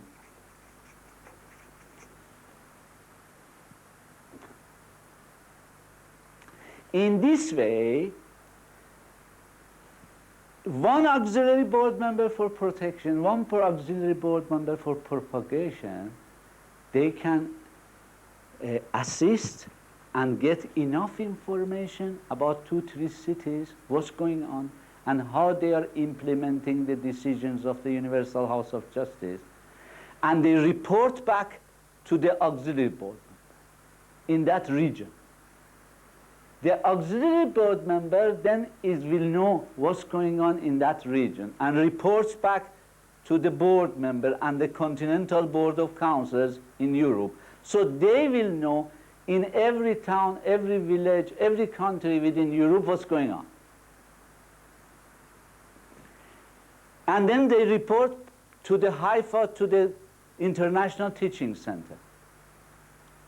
International Teaching Center at any given moment can give you information of the state of the Baha'is in every village, every town, every city, every region, every country of the world.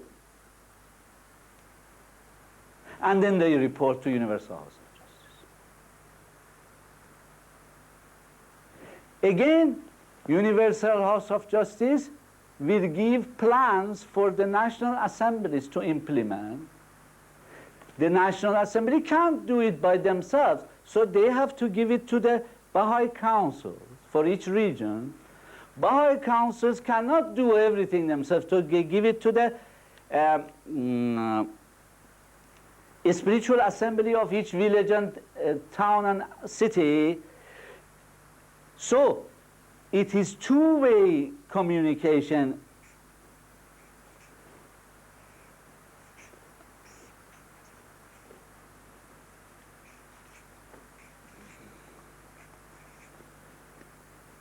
And also we said spiritual assemblies, which are representative of the masses of Baha'is in each village and town and city, report to the Baha'i councils report to the National Assembly reports to Universal House of Justice. So there are two channels reporting to the Universal House of Justice. And in this way, if you are clever enough, you can see if there is discrepancies between the two.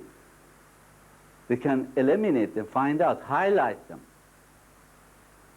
Because for two independent channels, information comes up. and also decisions goes down. It's not one. These function together.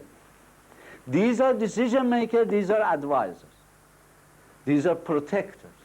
These are teachers. These are decision makers, they are rulers, executives. But they are all under the infallible guidance of the Universal House of Justice.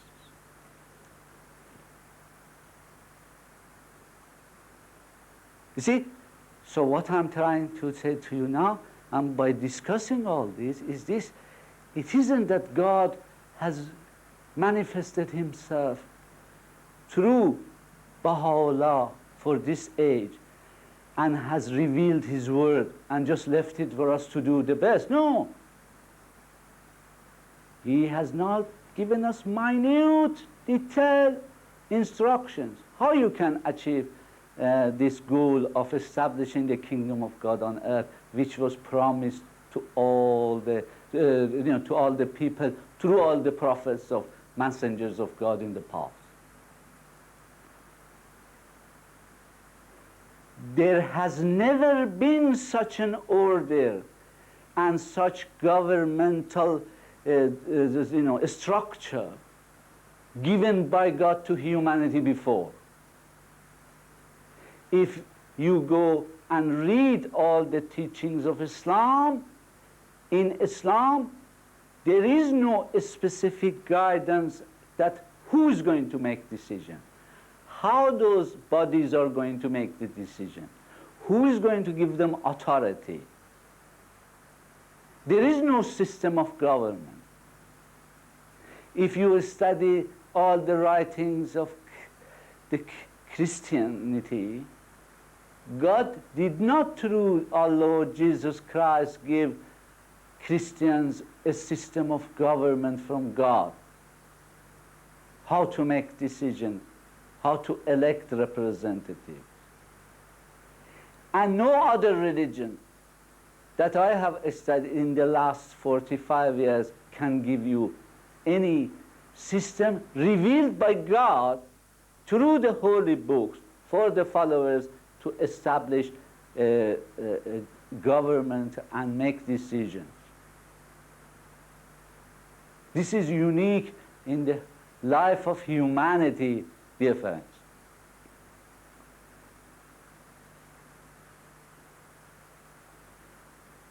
Now that I've done this, I'm going to stop for 5 minutes, and then I'm going to start talking to you about the process of Baha'i consultation, which may take a while, but it is again the basis for running a healthy society and arriving at the right decisions.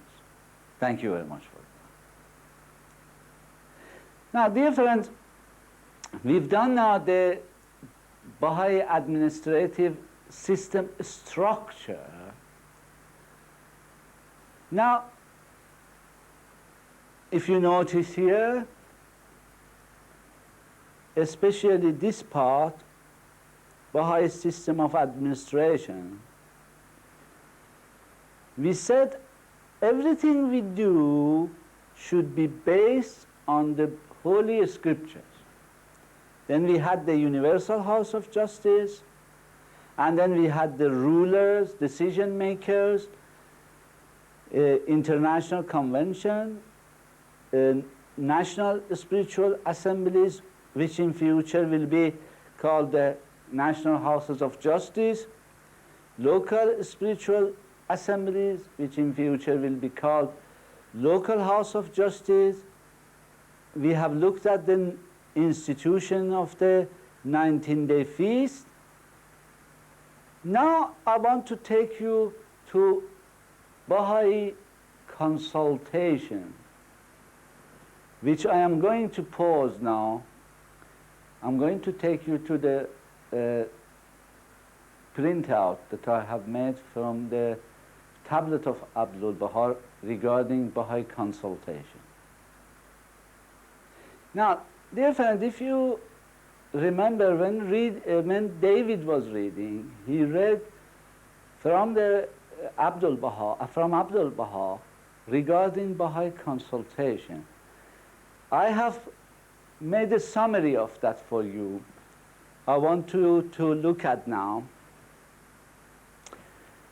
It says Baha'i consultation, the prime requisite for consultation.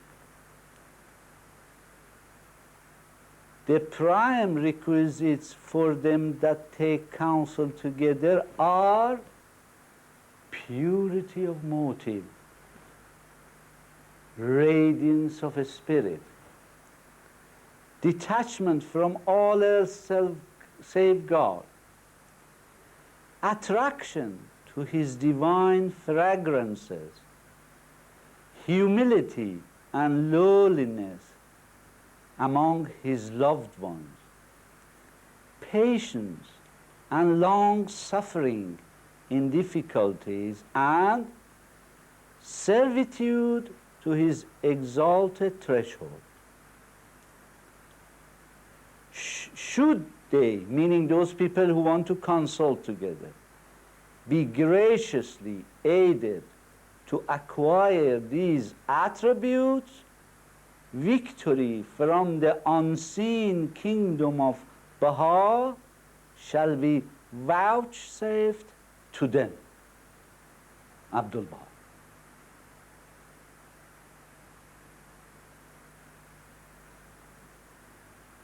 Now, dear friend, I am going to explain to you a little more detail about the ingredients of this Baha'i consultation.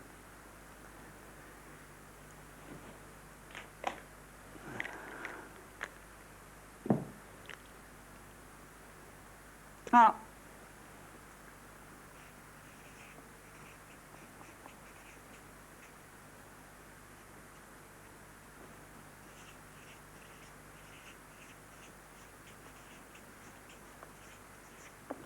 Baha'i consultation. You see,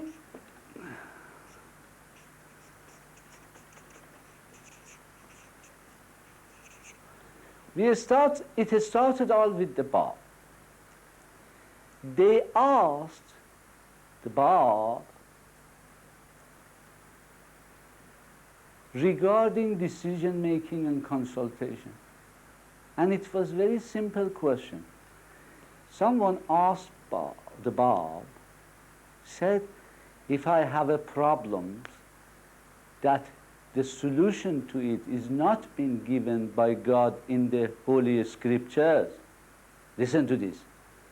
If I have a problem that the solution of it has not been given to mankind through the divine revelation, he says, what should I do? During the time of the Bab, he said, get 19 believers,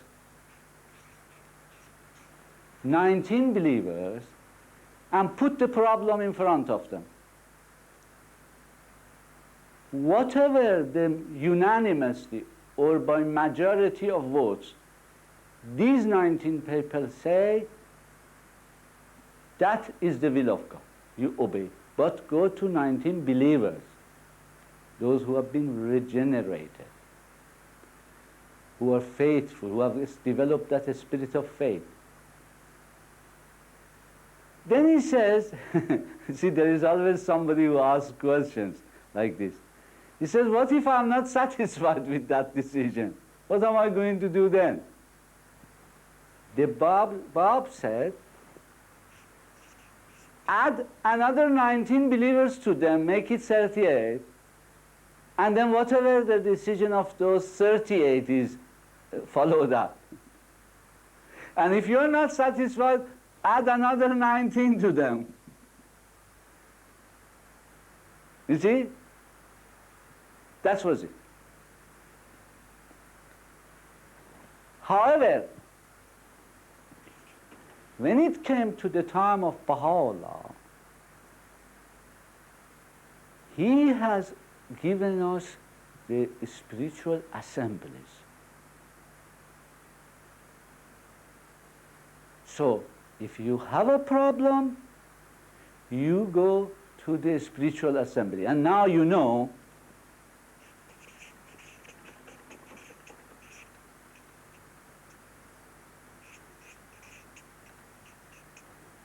Baha'u'llah said, go to the spiritual assembly of 9 people, but these are not 9 people, 9 believers you have chosen. These are the 9 people who all the peoples of that city and town or village have chosen. So they are the cream of the creams, you see? And he says, whatever the spiritual assembly says, then that is the will of God.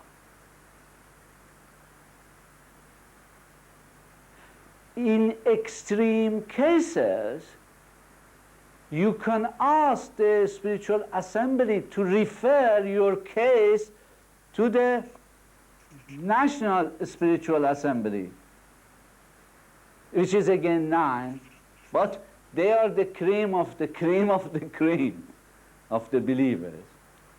And it says, whatever National Assembly says, you obey, and it's from God. In extremely rare cases, you can ask the National Spiritual Assembly to refer your case to the Universal House of Justice, which is infallible. However, just for your personal information, I must tell you that a lot of cases that it will go through National Assembly, from the local assembly to the National Assembly, National Assembly will give guidance and will ask the local assembly to reconsider again. Or when problems go from National Assembly to Universal House of Justice, in most cases, of course, whatever they decide, but again, they ask the National Assembly to reconsider that particular problem.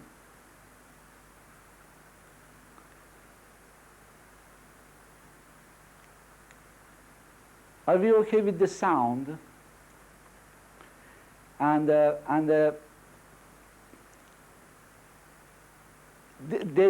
thing is that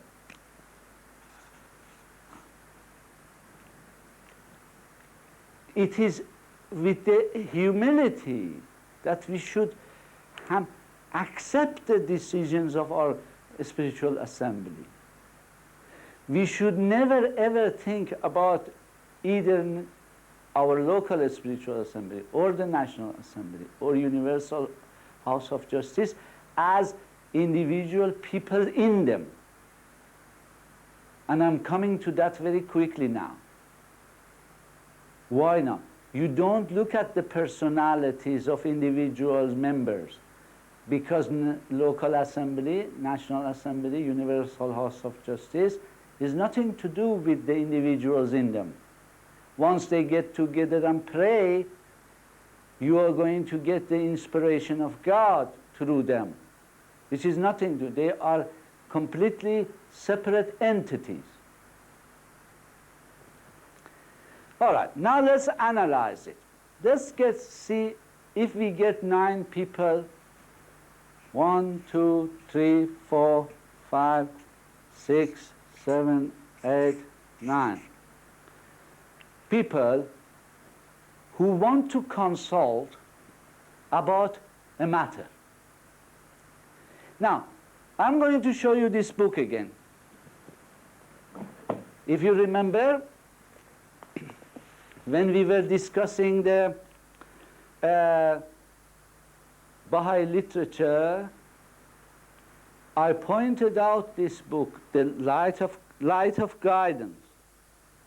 And I said, every individual should have it, and every spiritual assembly should have this.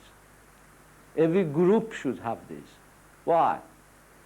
Because from 1844 until 1999, this year, whatever problems is being presented to the Bab, to Baha'u'llah, to Abdul Baha, to Shoghi Afandi, to Universal House of Justice, and they have made a decision about it, and they have given an answer in it, is here.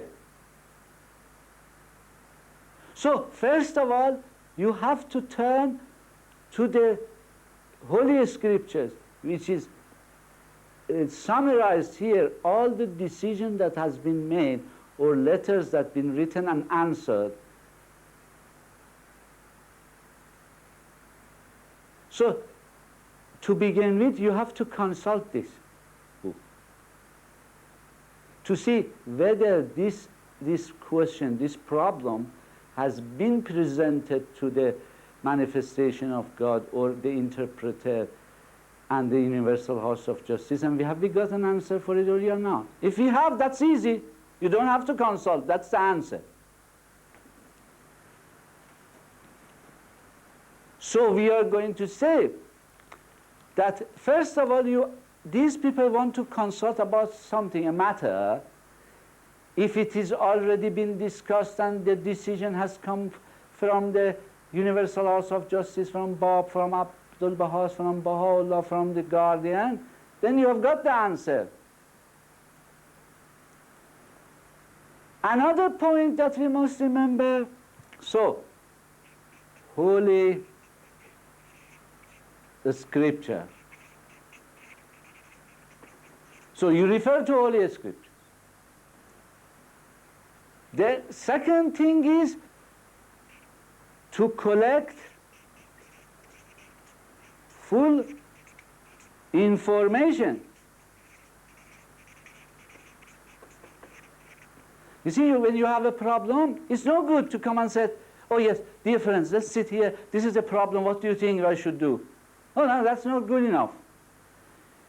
The people who want to consult should be at their disposal all the relevant information.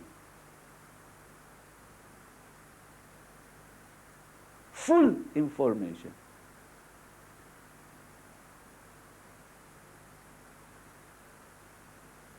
Otherwise, how can they make decisions if they don't have this full information?